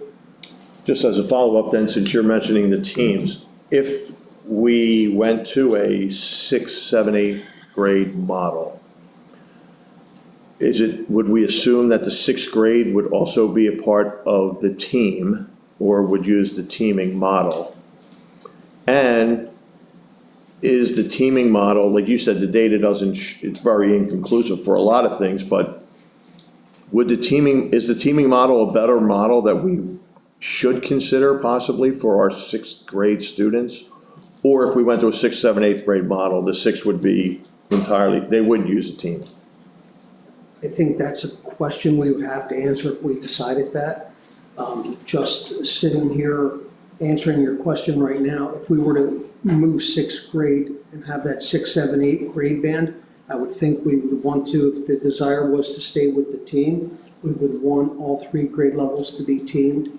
And again, the example I use right now, we have 7th grade students that basically live all day among 7th grade students. The same is true with 8th. I think that the answer would be we'd want the same with 6th grade. Because I mean, and as part of the presentation earlier tonight, I noticed that, Ms. Burkhead said that our new English language model, the books that we're buying is designed for 6th, 7th, and 8th. Our math program is now being designed for 6th, 7th, and 8th, so I just, That's correct, and there are like natural curricular breaks, K to 5, 6 to 8, 9 to 12. So when we're working with companies to pilot and research and share with you the products we're asking for you to buy for the students, they are natural breaks by the publishers, that the K to 5, 6 to 8, and those of you that have been around a little bit know, and it was mentioned tonight that we had a different ELA book in 6th grade. Ken Rooney talked about the Bridges program, it's K to 5, we have a different math program in 6th grade, so yeah. okay, thanks. Any other questions? Mr. Zaki? Thank you. So I have a question that I'm guessing nobody can answer, but I'm going to ask it anyway. We talked a lot about the transitions, and obviously transitions are hard on kids. I think that's obvious, and middle school is hard on kids. So again, obvious. I guess my question is either both academically and emotionally, socially, whatever, is, like, let's say academically, is the content, am I correct to assume that the content in 7th grade is more rigorous and maybe not more important, but more demanding, and therefore it might be beneficial to the student to have their transition period in 6th grade so that, you know, by the time they get to the 7th grade material, they're kind of in their wheelhouse? Or is that not a fair assumption because, you know, 6th grade is learning some totally new skill that I don't know about? And then I guess the other side of that is, you know, socially, developmentally, you know, is 7th grade more difficult and therefore it would be easier to have kids transition in 6th grade? Or is 6th grade more difficult and therefore, you know, let them stay in their current environment and when they transition to middle school, let them focus on that? Well, the 2020 Virginia study, just talking in terms of achievement alone, suggests to keep them for maximum achievement benefit in that study, in that state, at that time, was to keep them in elementary as long as possible. So they said in the study, 7th grade, you know, so they envisioned, I guess, in 8th grade, you know, I think they were leaning towards K-8, but they said with a middle school model, you know, keep them in at least till 7. So I offer that with a tremendously large grain of salt because I think the social emotional concerns that you raised too have to be factored into it, and they didn't. So, you know, it's, but just from a straight achievement and the complexity of the material, they said that it would be mastered a little bit better by 7th graders who stayed in that elementary model, the K to 7. So. Can I drill on that a little bit more? Is that just because they're kind of, basically, if I'm understanding what you're saying correctly, they're trying to delay that transition as long as possible. Is that correct? Yeah, the only thing I would add is I think it's very difficult to, you know, judge the rigor or how robust a particular grade level is, or one grade level is more rigorous and robust than another grade level because they're all age appropriate. So, right. You know, kindergarten versus 12th grade, and everything is scope and sequence, and we have building blocks. You know, when I think of grade band configurations, I think it's just, you know, you think of the elementary, you think of the middle level and the secondary level, and you think of, you know, what we have right now in terms of the K to 6 elementary building, and you think of the whole class perhaps, you know, in the hallway going for a water break or to use the restroom, and then you think of 7th and 8th grade and a little bit more latitude and freedom, and you're traveling to different courses and managing your schedule, and then you get to 9th and 12th grade and you're taking a whole host of electives, and your program of studies is vast. So all pedagogically appropriate, you know, I guess, you know, whether it's 5th grade or 6th grade that you make that transition, 6th grade or 7th grade, very difficult to say, and I think the academic research has not a whole lot of academic evidence that one is better than the other. The other huge variable is kids are so different, right? Even the maturity level at a middle level, which I've been spending more time at as a former high school principal, but now that my job has expanded to 7 through 12, it's amazing the difference in social and emotional maturity level, and there's got to be a better way to categorize that, but differences in 7th graders and 8th graders, very different, very different. And I think that would probably also go to 6th graders as well. Mr. Hidalgo, and then Mr. Wood. Sure, thanks. So I appreciate this, Mr. Barnes, to go digging into the information. I think I was one of the guys thinking, hey, what about 6 to 8? I didn't realize that so many school districts in the 2 counties are 6th to 8th grade. And I really wasn't doing it, I mean, we're looking at it because of school capacities and stuff, but I'll go back to what I was saying before, and it's kind of like, you know, just empirical data, whatever, what I experienced with my students, and the quick transitions twice for 2 kids in 2 years, to me as a parent, I see that as something that maybe if we did go from the 6th grade to the 8th grade, and what I was reading in one of the studies was that, yeah, you'll see the 7th graders will do better that started in 6th grade, but then by 8th grade, there's no difference, and I think that's why there's no conclusive studies out there, as you're saying, because not only that, but every program, every school's different, every administrator, every teacher's different, and just no one's been able to crack the code, and there is nothing. There's an advantage and a disadvantage to any program and any decision that we make when it comes to this. And a lot of the decisions are made because of the administrative. The studies do show a lot of the reasons people are making the decisions, not because of the academics, but because of the administration of the district. And so we're buying literature books 6 through 8. You know, a lot of these programs, you know, maybe the team education would be good to start in 6th grade, which leads me to the other part from just a layman's standpoint. A lot of the 6th graders now with the technology are maturing a lot, unfortunately, maturing quicker than we would have liked or seen in the past. And so now, and other people see the disadvantage of that. Why are you putting 6th graders with 8th graders? So, I mean, you can look at it any way. But I thought when I'm looking at the whole thing for this school district, that would be something very, I think that there's opening up another grade level in the elementary schools by taking 6th grade out would be a positive thing from an administrative standpoint for our school district going forward.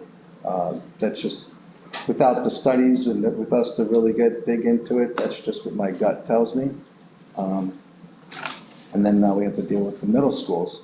So yeah, no study's gonna tell you that this is the magic bullet and the way to go. But I'm glad you did the research, and what it just shows that it could go either way. Bless you.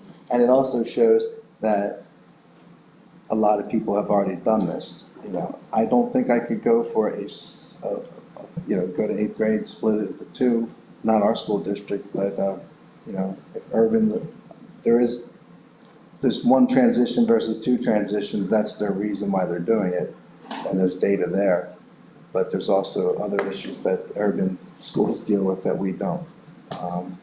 So I just want to say thank you. I think I'm a proponent of trying to have a plan that looks into it deeper. Mr. Roosevelt? Thank you, and thank you for this presentation. I think many of us are sitting around this table, on the one hand, frustrated that the evidence doesn't provide a good reason to do something. And on the other hand, I suppose we're also sitting around the table, in some respect, glad that it doesn't, because it gives us that freedom. It seems pretty clear that many districts have made this decision because of facilities, population, and available space.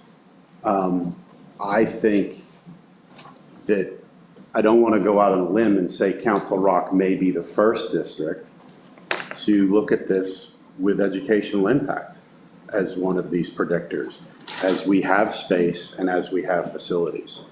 So I think that's something that I want to sort of commend everybody here to realize that we're looking at this with an educational component, with a social component, with a behavioral component.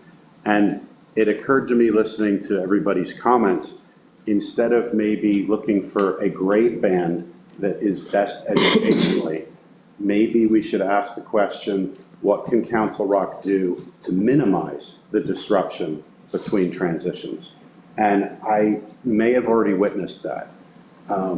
From the time that my oldest kid moved from elementary to middle school to my youngest going from elementary to middle. And then even today, I went to, or not today, but this year, I went to a basketball game and I noticed that there were loads of parents in a middle school. And lo and behold, it was incoming 6th grade parents interested in middle school in the beginning of the year, where I believe traditionally this was done over the summer or before that in the fall. So that seems to be part of the reason here, is that Council Rock is trying to minimize that transitional disruption. So that may be the key, where we look at different grade bands regarding minimizing that disruption. So that's just one thought. Another thought may have been answered, and I kind of wish Mrs. Garrity was here to address this, but regarding the state standards and grade bands, I do recognize, and I think we all recognize, that you don't have to have that grade band in one building to address the standards of that grade band. So the fact that the state seems to have the curriculum in that transition of 6, 7, and 8, is that currently the state standard grade band of 6, 7, and 8? Or is that just more of a curriculum coincidence? I think I would defer to Mrs. Gary on a specific answer to that, but yeah, there are, at least intuitively, if they were grouped that way, to have them all in the same building, I mean, it would make sense on an intuitive level, but whether it pans out that way, and and her assessment of kind of any limitations or benefits that would be present by splitting or keeping them together. Her experience and the experience certainly the people sitting right here. So would be the arbiter on that. Yeah, and that's fine. If we don't have an answer around this table, I'm very confident that we can get that moving forward. My last point regarding all of this is, I think we will adjust the disruption. I think that's key, is this, adjusting that disruption to try to minimize that. But I also wonder if it would be a better, if you would agree that a better educational predictive measure isn't so much grade band, but class size, or put another way, student to teacher ratio.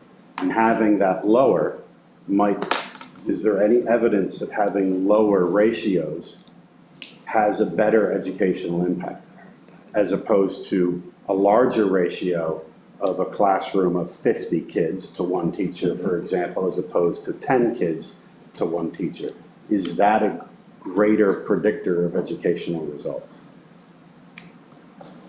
Once again, not expecting an answer now, but I don't know if the study makes sense to take in either that direction of minimizing disruption or looking at more clear-cut educational predictors.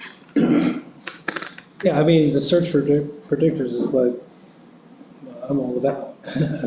In terms of academic success, social emotional well-being. So it's always a worthwhile undertaking, and that question has to have come up a million times over the years, right? That's almost like the defining issue. It's like student to teacher ratio, and I suspect at the tails it's really easy. If you have one teacher with 60 students, it's a bad idea, and one-on-one is probably disruptive. So there's got to be an optimal band, but I'm going to suspect that varies on the content, the subject. Some classes might be more effectively taught with a lower ratio. So because it encourages collaboration and collaborative learning, and because that becomes an essential part of the curriculum itself, perhaps.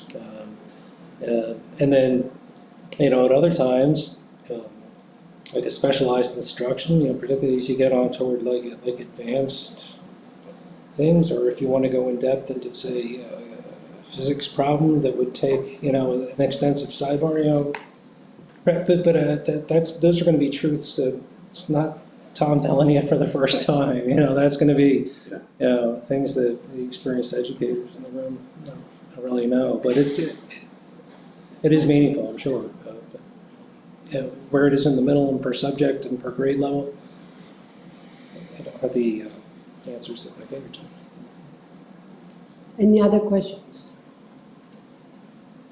I'm very impressed, Dr. Barnes, that you got into all this data. I have never heard of the Virginia study. And I think I'm walking away with the understanding that the fewer disruptions, the better off the kids are academically. And other than that is more of it, what is appropriate for each district in terms of their facilities and budgets and so on. Sure. Yeah. Thank you. Thanks, Tom. Thank you. Have a good night. All right, next up on the agenda, we have our special education plan, and I apologize, I think I introduced Dr. Casey Black, who's going to facilitate our discussion tonight, but we have our whole team of special education supervisors with us this evening, and I think they're going to also be presenting some of the material. And this is an endeavor where the entire special ed team has really worked hard this year to formulate this plan. And it's a plan we're proud of, and it's a plan we're going to present in front of the Education Committee, again, available to the public. Ultimately will be board approved and submitted to the Pennsylvania Department of Education. So I will get out of the way and pass it over. A lot of it. You want, somebody want the clicker? Yeah, sure. Thank you. Thank you, and thanks for having us. We're happy to be here tonight to be presenting the special education plan that was posted to the website a few days ago. I want to let you know a little bit about the plan first before we go into the pieces that we're going to talk about. So this state-required special education plan is a compliance document that is 356 pages long. More than 300 of those pages have to do with caseload numbers, physical locations of classrooms, dimensions of classrooms, a lot of things that we can't change. They're numbers and they're not all that exciting. The entirety of the plan, like I said, is posted on the website, but there are places that we did want to add some things that are changes, and those are the things that we're going to highlight. On the website, at the helpful recommendation of someone on the steering committee, we pointed out different page numbers so that you don't have to scroll through all 356 pages to find any of this information. You can go right to certain sections. So tonight we're going to highlight those changes that we're making which stem from the parent meetings and the input that they've provided. I just want you to know that this does not in any way represent anything close that all that is offered from our Special Services Department. The district intends to continue sharing other initiatives and programs that our Special Services Department offers at future Education Committee meetings. So for the plan, a large portion of it has to do with indicators, which are things like graduation rates, expulsion rates, dropout rates, assessment rates, their numbers. None of all of those things are flagged for the district at the current time, so there is no corrective action plan that we need to put in for any of those pieces. So we just kind of click that we have not flagged, and we kind of move through those portions of the plan. The section of least restrictive environment, I'm going to turn it over to Ms. Carl, who's going to talk about that and how we are trying to improve our inclusion rates in our schools. Thank you, Dr. Black. So least restrictive environment, for those who aren't in special education, it's a principle under IDEA, which is the Individuals with Disabilities Education Act. It requires students with disabilities to be educated alongside students without disabilities to the maximum extent appropriate. By appropriate, we mean that the students' needs are being met and that they're making meaningful progress. In the special education plan, we identified ways to increase inclusion rates of our students with disabilities. One way is to work more closely with our data analysts to access real-time inclusion rates. Previously, the data from the state would be somewhat outdated and would also be looking at inclusion as the district on a whole. Now we can get data broken down building by building, grade by grade. And it's also in live time, so we can see like what's going on right now, so we can act to change and improve its inclusion rates. We also are going to be working with the new supervisor of curriculum and specialized instruction to identify the most effective ways to educate our students with disability. Ms. Serene is looking at the most up-to-date interventions and evidence-based programs to students to target specific student needs. That way we can identify the needs, target them, and decrease the amount of time that they're being pulled out of classes. We're also going to do periodic reviews of student data to find ways for the students to participate more meaningfully in the general education classroom.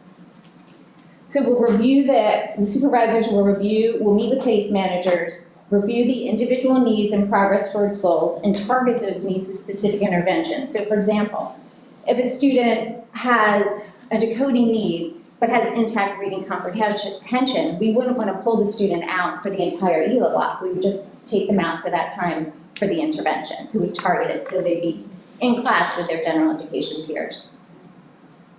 And then finally, we look to expand the use of the Framework for Access and Belonging Toolkit, which previously was the Supplemental Aids and Services Toolkit. This looks at the instructional, physical, and social environment of the general education classroom from the view of a special education student. Teams are formed that include parents, guardians, special education teachers, general education teachers, administrators, related service professionals, which are OT, PT, speech and language. And those teams work to identify barriers to participation. And then once those barriers are identified, then we work on ways to decrease those barriers. The Patent and the IU have consultant facilitate the process. Okay. Sure. Okay, so for positive behavior support, we're looking to expand school staff who are CPI trained, that stands for Crisis Prevention and Intervention. So it's our de-escalation strategy that we use here at the Council Rock School District. So expanding staff that are trained in CPI so that we're better prepared to handle escalated situations and help de-escalate a child, and then ensuring that there's a crisis team should an escalation ever escalate to the level of needing a restraint, so that the appropriate people are trained to do so in the ways that are allowable by the law. And then adding those refresher trainings to people who that offer refresher trainings to individuals that are CPI trained. The IU allows for us to provide those trainings or that certification for 2 years, but certain individuals in certain programs that might need it more often, ensuring we're offering that yearly. And then expanding the PBIS, so the Positive Behavior Intervention and Support, it's in all elementary schools and the 2 middle schools now. I just want to share a wonderful thing about this district, about our board certified behavior analysts. Typically we call them BCBAs, and it goes back to some of the things Ms. Fordiotis was talking about. When we expand our CPI training net, we're doing that in-house. So we send our BCBAs out to become trained trainers and also to train our staff. So under Dr. Sanko's leadership, he wants all of our support staff trained. It's called Crisis Prevention Intervention. And it's a proactive way how we de-escalate behaviors when behaviors occur in the classroom, right? So we want to treat our students with dignity and respect. And the way we do that is train all of our staff members. The other wonderful thing about our BCBAs, or Board Certified Behavior Analysts, they go into the classrooms now and they provide consult for our teachers. And that not only impacts the students with the behaviors, but it increases time on task for all students. Because think about it, teachers have 2 options. One, they can redirect the behavior, and when they're redirecting behavior, they're taking time away from their teaching instruction. So when our BCBAs go into the classroom to work with students, they're also providing strategies to those teachers. Time on task is better than time redirecting those students. And I know under Dr. Black's leadership, we're trying to add more school psychologists into our roles to help with all that support as well too. I'll turn it first to Heidi. One of my roles always was to be the main CPI trainer. I'm the person who was originally certified. I've done it alone for the past 17 years, and finally we have 3 BCBAs, as Kyle said, who is joining us to expand. I'm still going to oversee it, but we have a lot more. We can offer a lot more with the CPI, and we, under Dr. Sanko, he wants every teacher assistant trained in it. We've added trauma-based training into that. We've added, under Dr. Sanko's advice, we have all the security guards now trained. So kids who have passes in the hallway because their IEP says so, that they understand, don't confront them and ask, why are you skipping class? There's a reason. They have a special pass now that explains in a destination of where they need to go. So we're going to expand on that as we continue. With that, we do have a growing, with this rest of the world, a need for more social workers. So under Dr. Casey Black, she's worked on getting us more social workers to address a lot of behavioral emotional issues in our district. And then we've also added the supervisor of curriculum and specialized instruction. Fortunately, she's a little one. She had to leave. She was the one who just screwed it out. But I've been working with her. We're focusing a lot on reading. And she's coming up with Tammy. They're working together, bringing special ed in to how much we could get included, how much more we can expand our reading programs. So then that way, we don't have to go outside of the district. We have plans to, like at Holland Middle School, our goals within the next 2 years, we'll have 2 Wilson certified teachers at Holland Middle School. And so will the Newtown Middle. So we're an equal playing field across the district.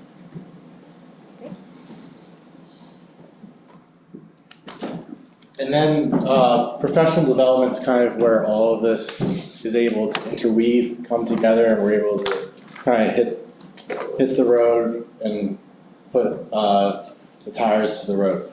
So some of the things that we wanted to highlight was that we're already started letters training for teachers, as well as we're looking into what's called Aspire training, which is a higher level approach for our higher grade bands. These trainings are fantastic in that they teach our teachers beyond what a program would give you.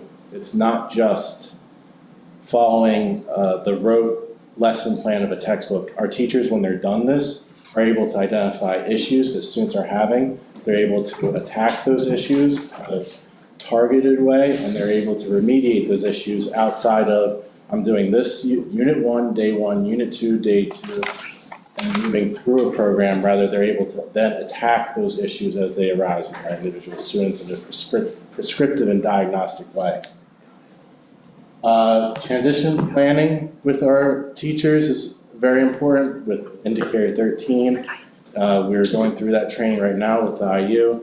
We're looking at it from a multifaceted way where we're looking at effective transition planning and then also coordinating the different paths of graduation that we have for our students, where we are working with the county to come in and teach our teachers on how to share information with our families on how to access community-based services for students who might need those, as well as pairing with Patan and the IU to come in and talk to our teachers about how they can communicate to families the different pathways to post-secondary education, whether it be a technical education or a community college or associates or a 4-year degree.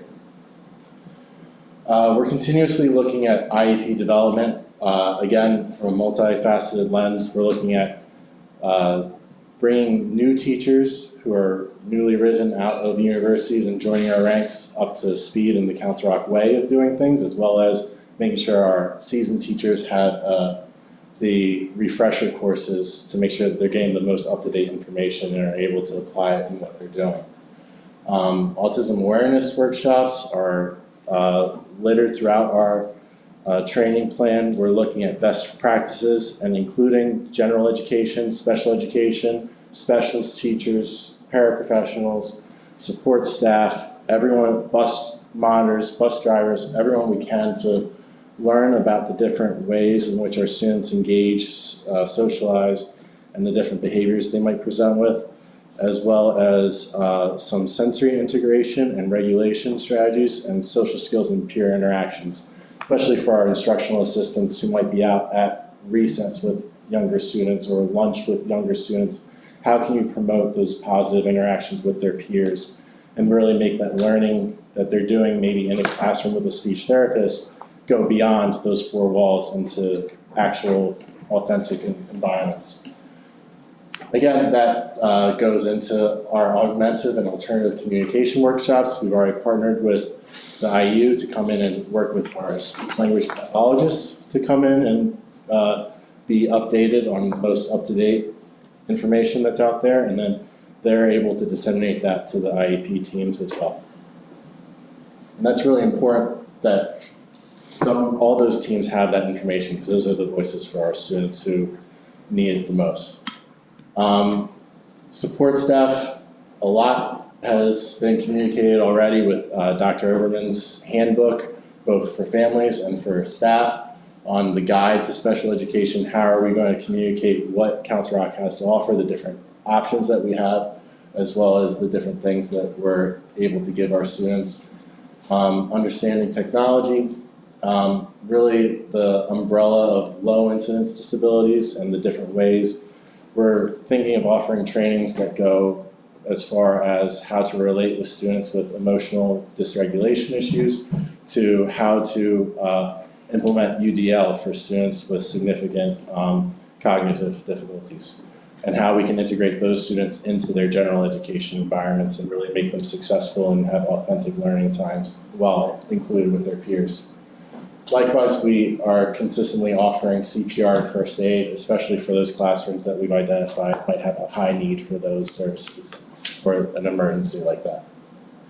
A big thing that we've heard, and Dr. Black alluded to, the parent groups that we've been having.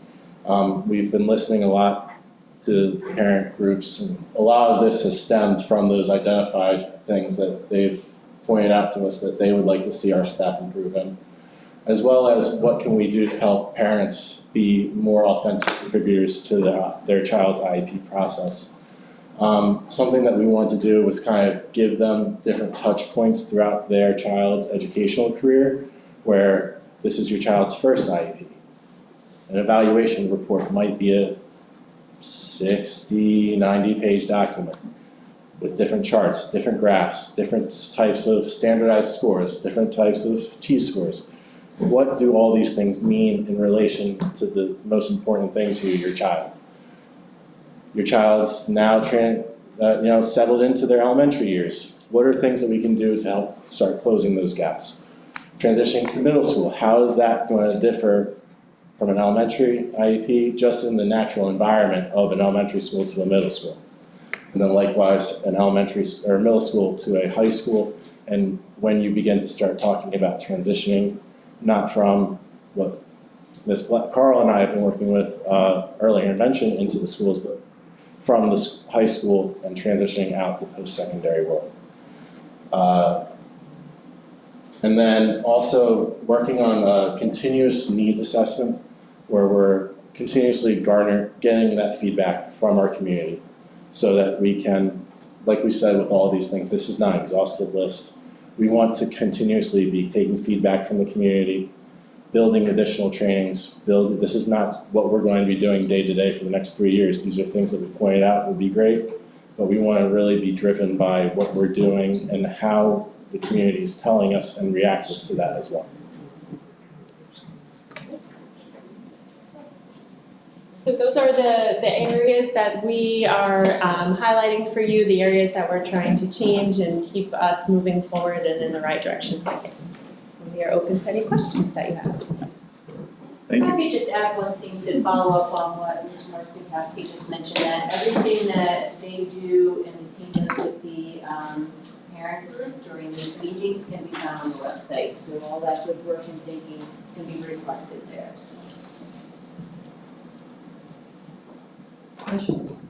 I think it's Ms. Stone, Ms. Horn. Okay. First, I'd really like to commend you all for the dedication to these students. I've been in the classrooms working with kids, and it's very rewarding, but it's also very challenging. I have difficulty understanding how you balance the inclusion with the special needs and special instruction that they need when every kid is so vastly different, but we're expected to hit some magic number. How do you manage that? And on top of that, how do you manage expectations?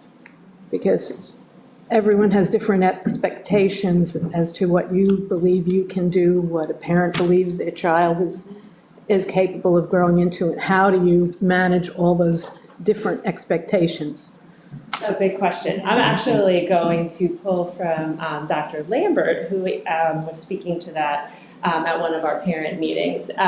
So as far as that idea of balance from inclusion, I just liked the way he said it. We don't really think about these numbers when we're programming for a child. We don't think about, are we at the target when we're sitting down at an IEP meeting and talking about what the child needs. We're thinking about that individual child.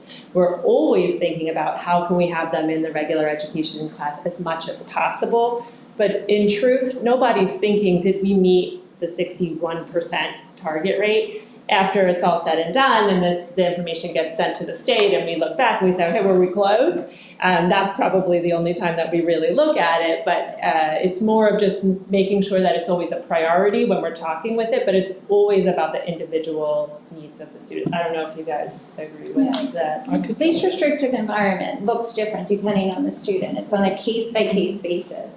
And it's that balance between offering FAPE, which we have to offer, free and appropriate public education, and doing that in the least restrictive environment. And as I said, that can look different for every student.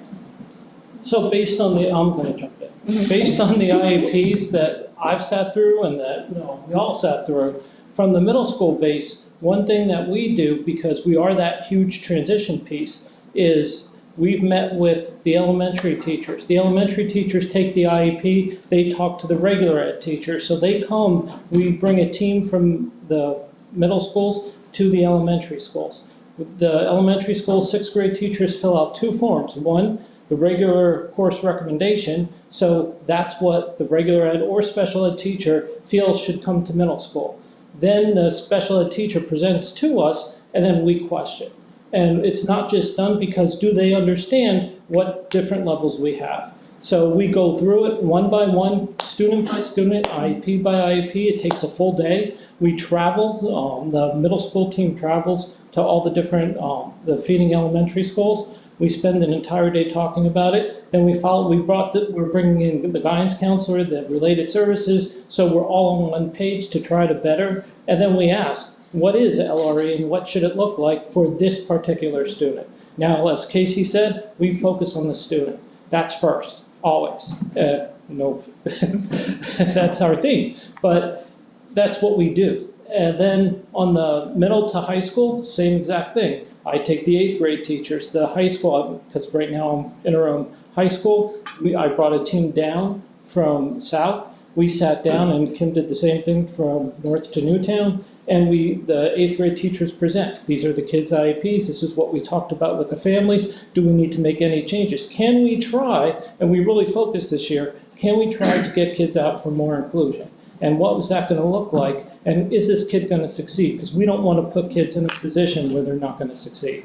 We have to look at each, and sometimes a teacher, there's like, hey, I didn't think of that. We should try that. Let me go back and talk to the parent because we need parent permission. So we have about probably 20, 25 kids on each side that we're questioning, and the teachers are getting back to us, whether it be 9th to 8th or 7th to 6th. And it's a long, complicated, it's not as complicated once the kids get to a specific school, but as we discussed, middle school is that transition. The kids are facing 2 transitions. So we talk about that and we do focus on LRE, but not in, oh, did we meet the state quota? We focus on the individualized student, we really do.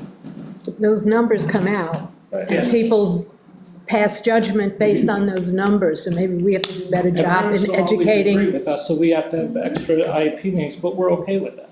And I don't know if this can help put a bow on it as well, like, they're called indicators. They're not definers of success, they're indicators.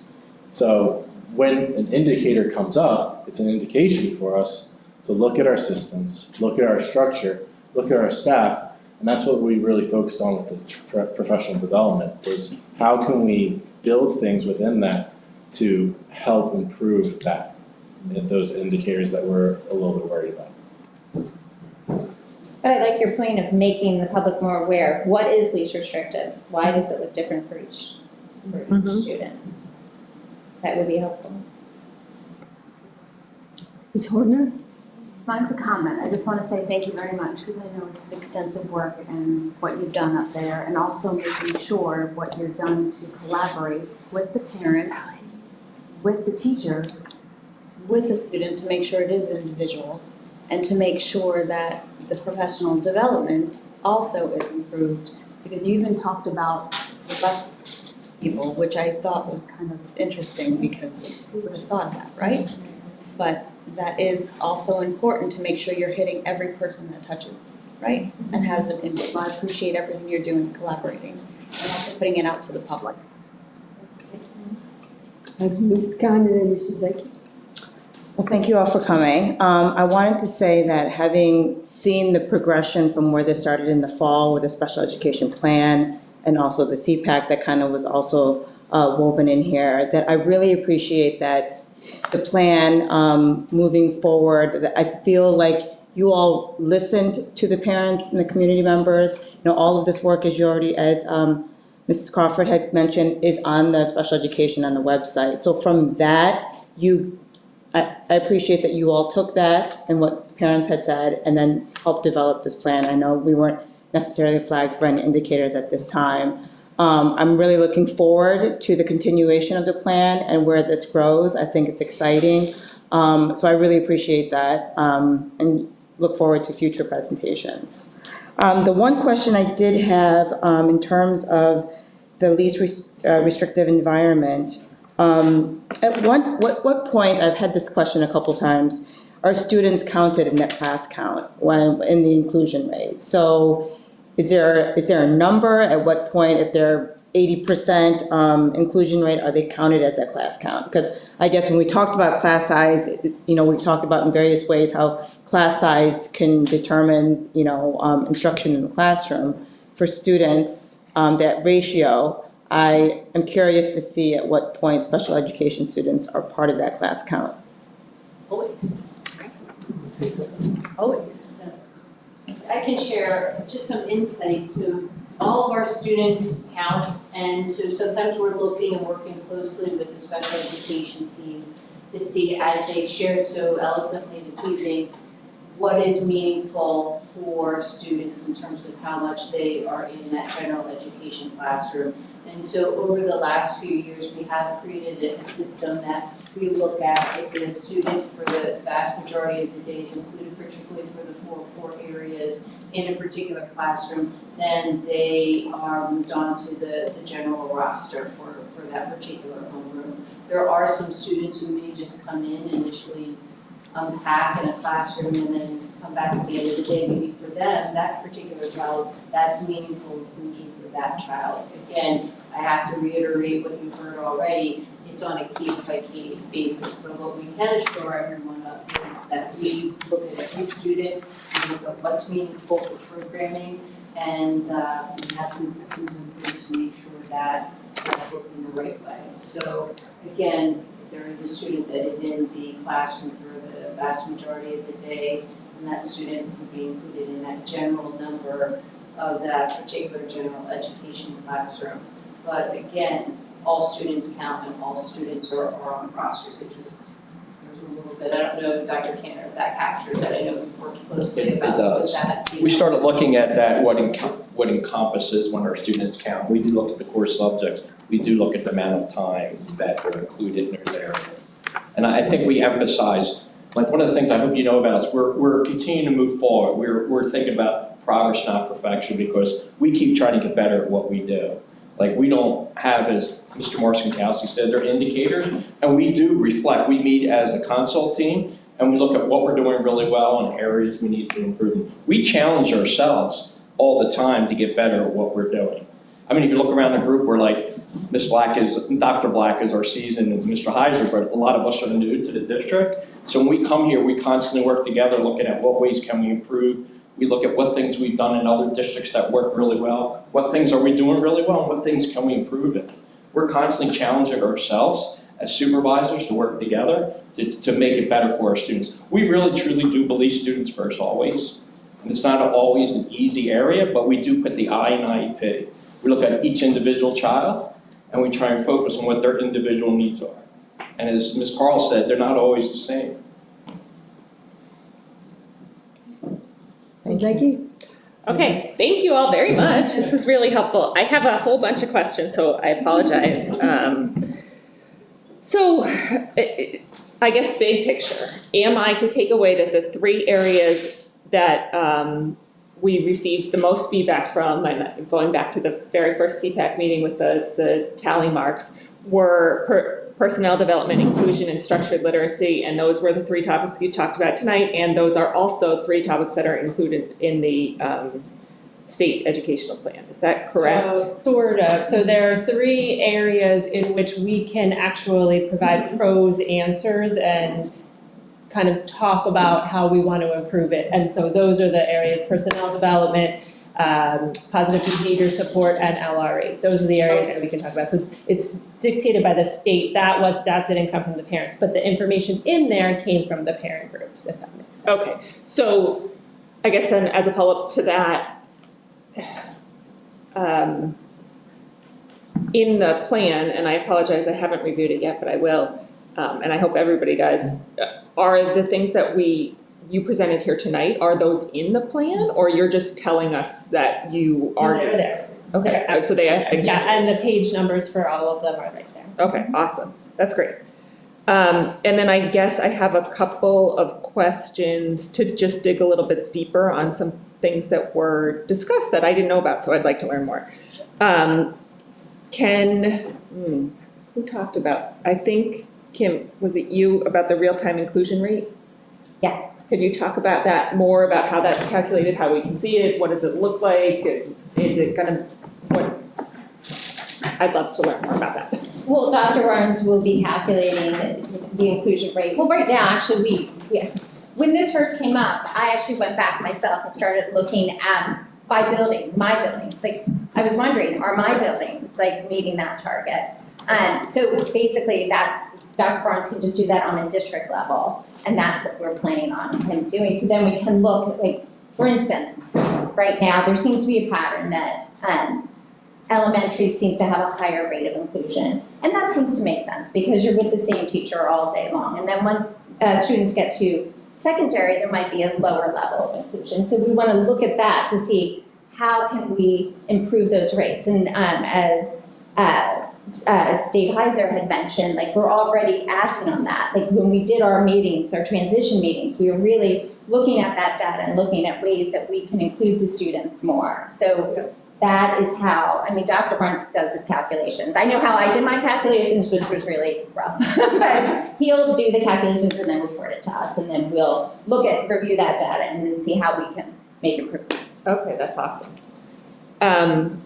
When they calculate the inclusion rate, I'm curious about time, like maybe in the lunchroom or in the hallways or in the bathroom. Like, how does that stuff, does that count toward their inclusion, or is that separate? It is, it's long, so the way we calculate the Penn data is the time that the student is in a special education or taken out of the general education class. That is the time that's counted, not counted in the general education. So, like, gym, lunch, that's all counted with the general education student. Okay. So only times that they're pulled out for an intervention, or if they're in this, in the middle school, an LRC class, that would be counted. If I could just jump in on that too, when Kim talked about the real time and with the time, we're now going to have consistency.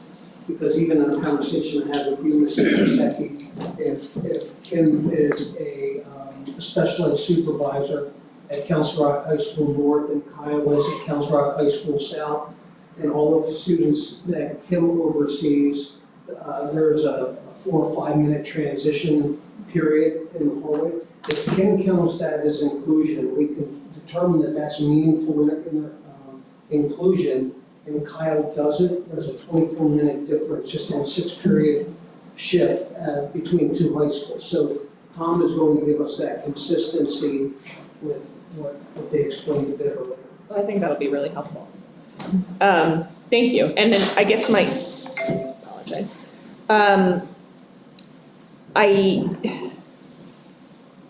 My next question, I guess, is for Mr. Heiser. If you could elaborate on the reading support changes that you talked about. Like, I didn't know that next year we're gonna have two Wilson teachers at each middle school, That's so. part of our goal. We're just in the process of, Miss Serene, who's joined us, she came out to the middle schools and she sat down with all the special ed teachers. We did a huge Venn diagram on what is offered, and then she did it over at Newtown so she can compare, and how do we get the playing field equal, so we offer the same exact thing. Right now, we only do have one Wilson certified teacher at Newtown Middle, but we don't have somebody at Holland Middle. We have people trained, but not certified. So right now, we have one who is going to be certified. She's going through the process. She'll be done in January, but we want to add, so we said, what's the need? And based on the needs coming up from the elementary school, we said to ideally 2 in each building would be good. So that would cover that. We have other interventions too. We have the code, we have Read 180, and we sat down, I just did it today for Tammy. She wants to know where we can enhance every special ed teacher, whether they're teaching science, social studies, and what training can we offer them next year to get them reading able to teach, because in science there is a lot of reading, in social studies there's a lot of reading. So where can we do that? So she's putting together a whole district plan that is just in the process, but like I gave to her today, the whole break, I met with every teacher and said, okay, we have to do something. This is what you already have done, so that's great, so you're good. Like, so we started letters training. Yep. So some have that, not everybody does. So we're gonna put the bunch through that. I had a teacher say, I'll do Wilson. So I got that today. So, you know, sometimes you have to sit and have that heart-to-heart talk with each teacher on what to do to make it work. So again, if I could just jump in on that, and at the risk of getting the carriage in front of the horse, those of you that sat all together on Monday night and looked at a budget, we've worked with Amanda, we've worked with Tammy, Gary, Tom Barnes, Al Nicole, myself, and we have mapped out a plan to get a Wilson certified teacher in every building. We just have to work through the budget process. So if Tony Rapp is listening, we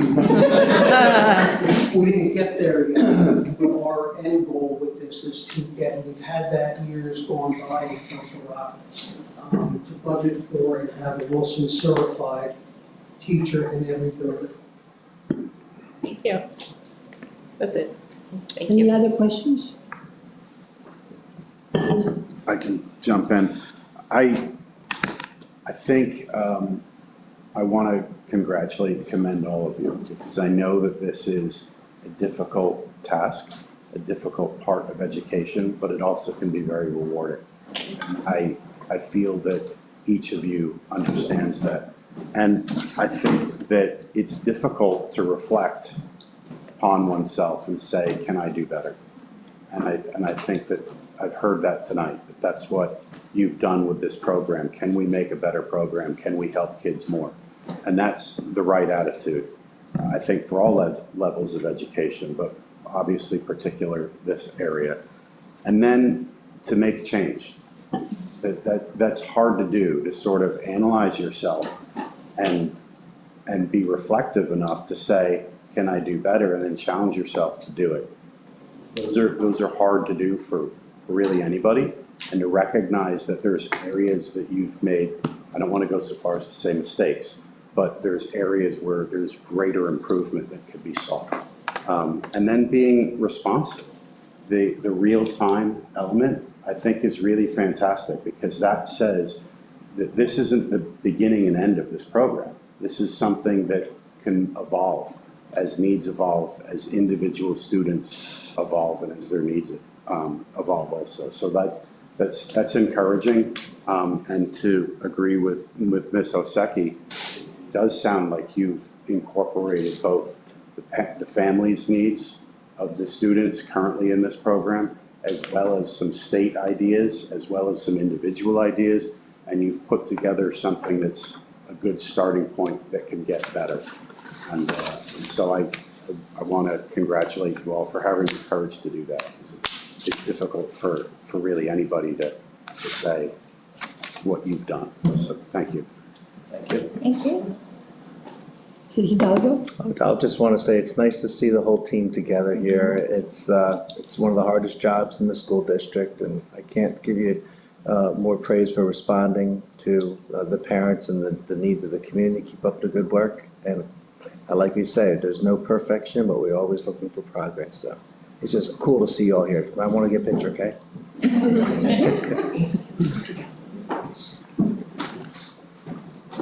Thank you. Thank you.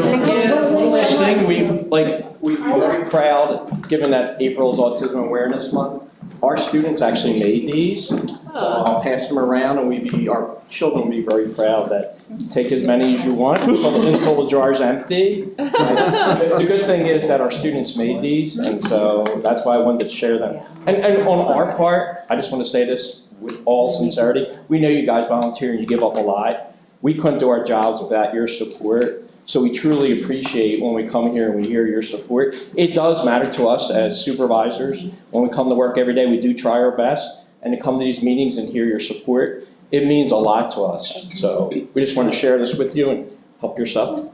Thank you. Thank you. So, What are they? I want to add a comment. I would like to add a comment. It's funny, I was looking over, I saw one on Andy's No, belt. candies and. I was like, I was wondering what that I was. want to say that Nice. we have come a long way, and I appreciate all the efforts of everybody.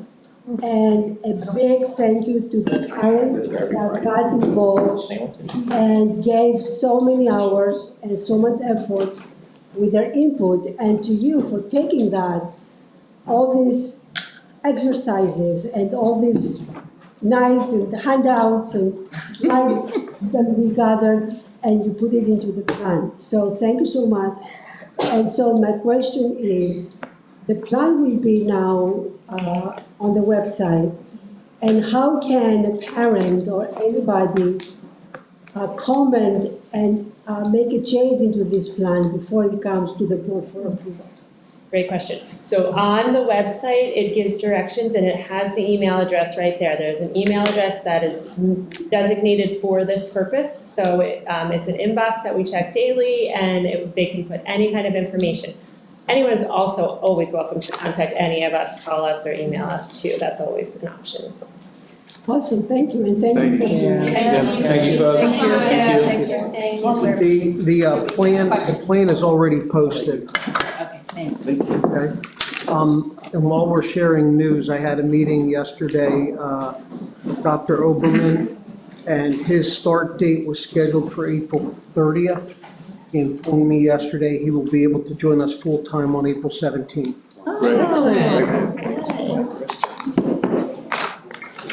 Okay, for our next agenda item, at the last Education Committee meeting, we were asked to add staffing for the 2025-26 school year to the agenda.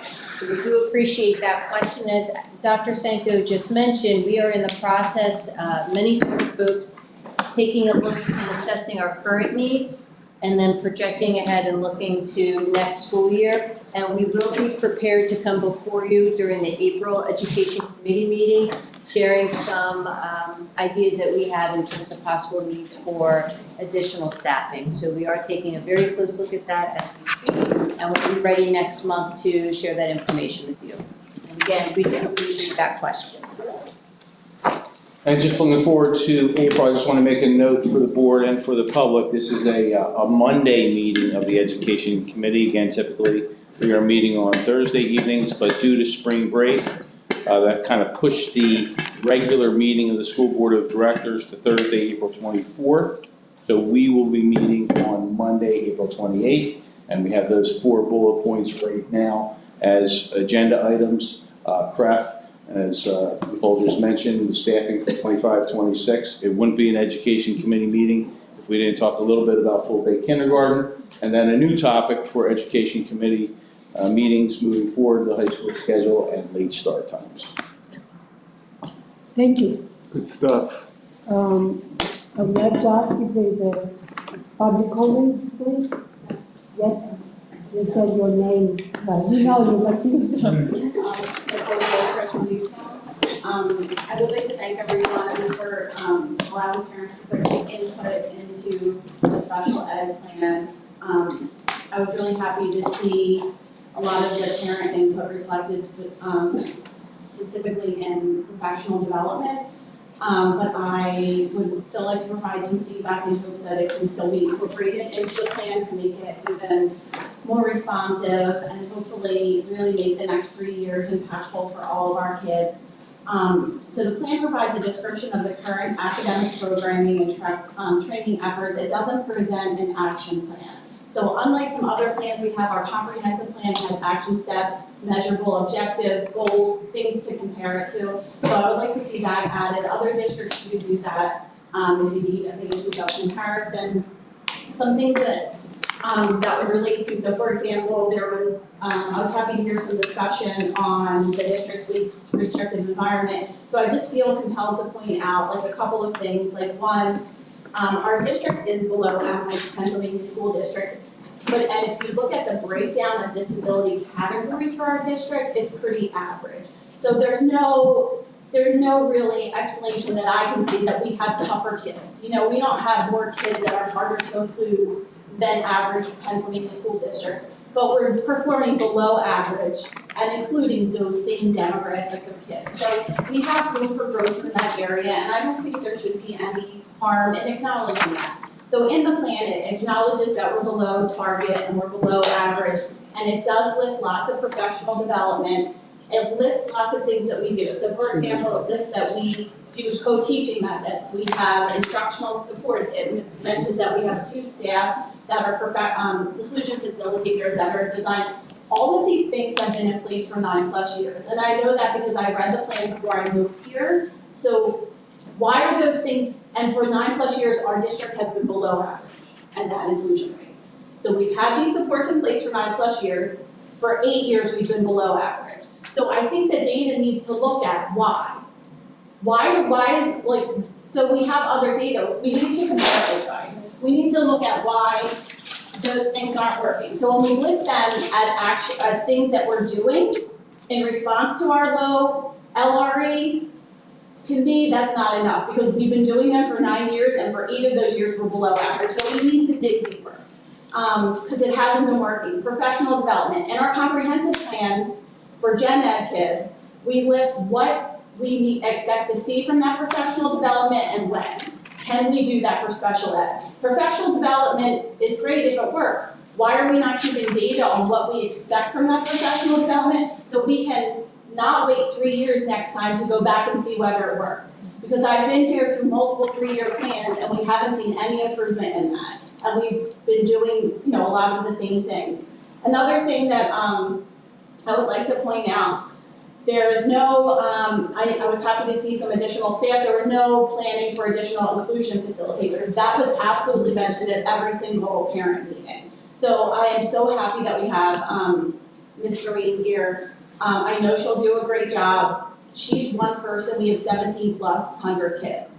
So and I think the other thing I would point out, I know I'm running out of time, is what I've heard consistently from parents at all of these meetings that the district has offered us is that parents love our teachers. Teachers are our greatest asset. We need to invest in teachers. I was happy to see that in professional development, but I think that we need what other districts have done, and there are models I can share with you, local districts who have improved in just the course of several years. They have brought in outside experts to not only provide professional development, but provide coaching. So teachers with the best of intentions and all the goodwill possible still can't do this. We have great teachers. We're below average, right? It's not that they don't want to do this, they don't know how. So professional development is great, you need experts. In-house, we're not doing it. So having our own teachers teach the professional development doesn't make sense to me.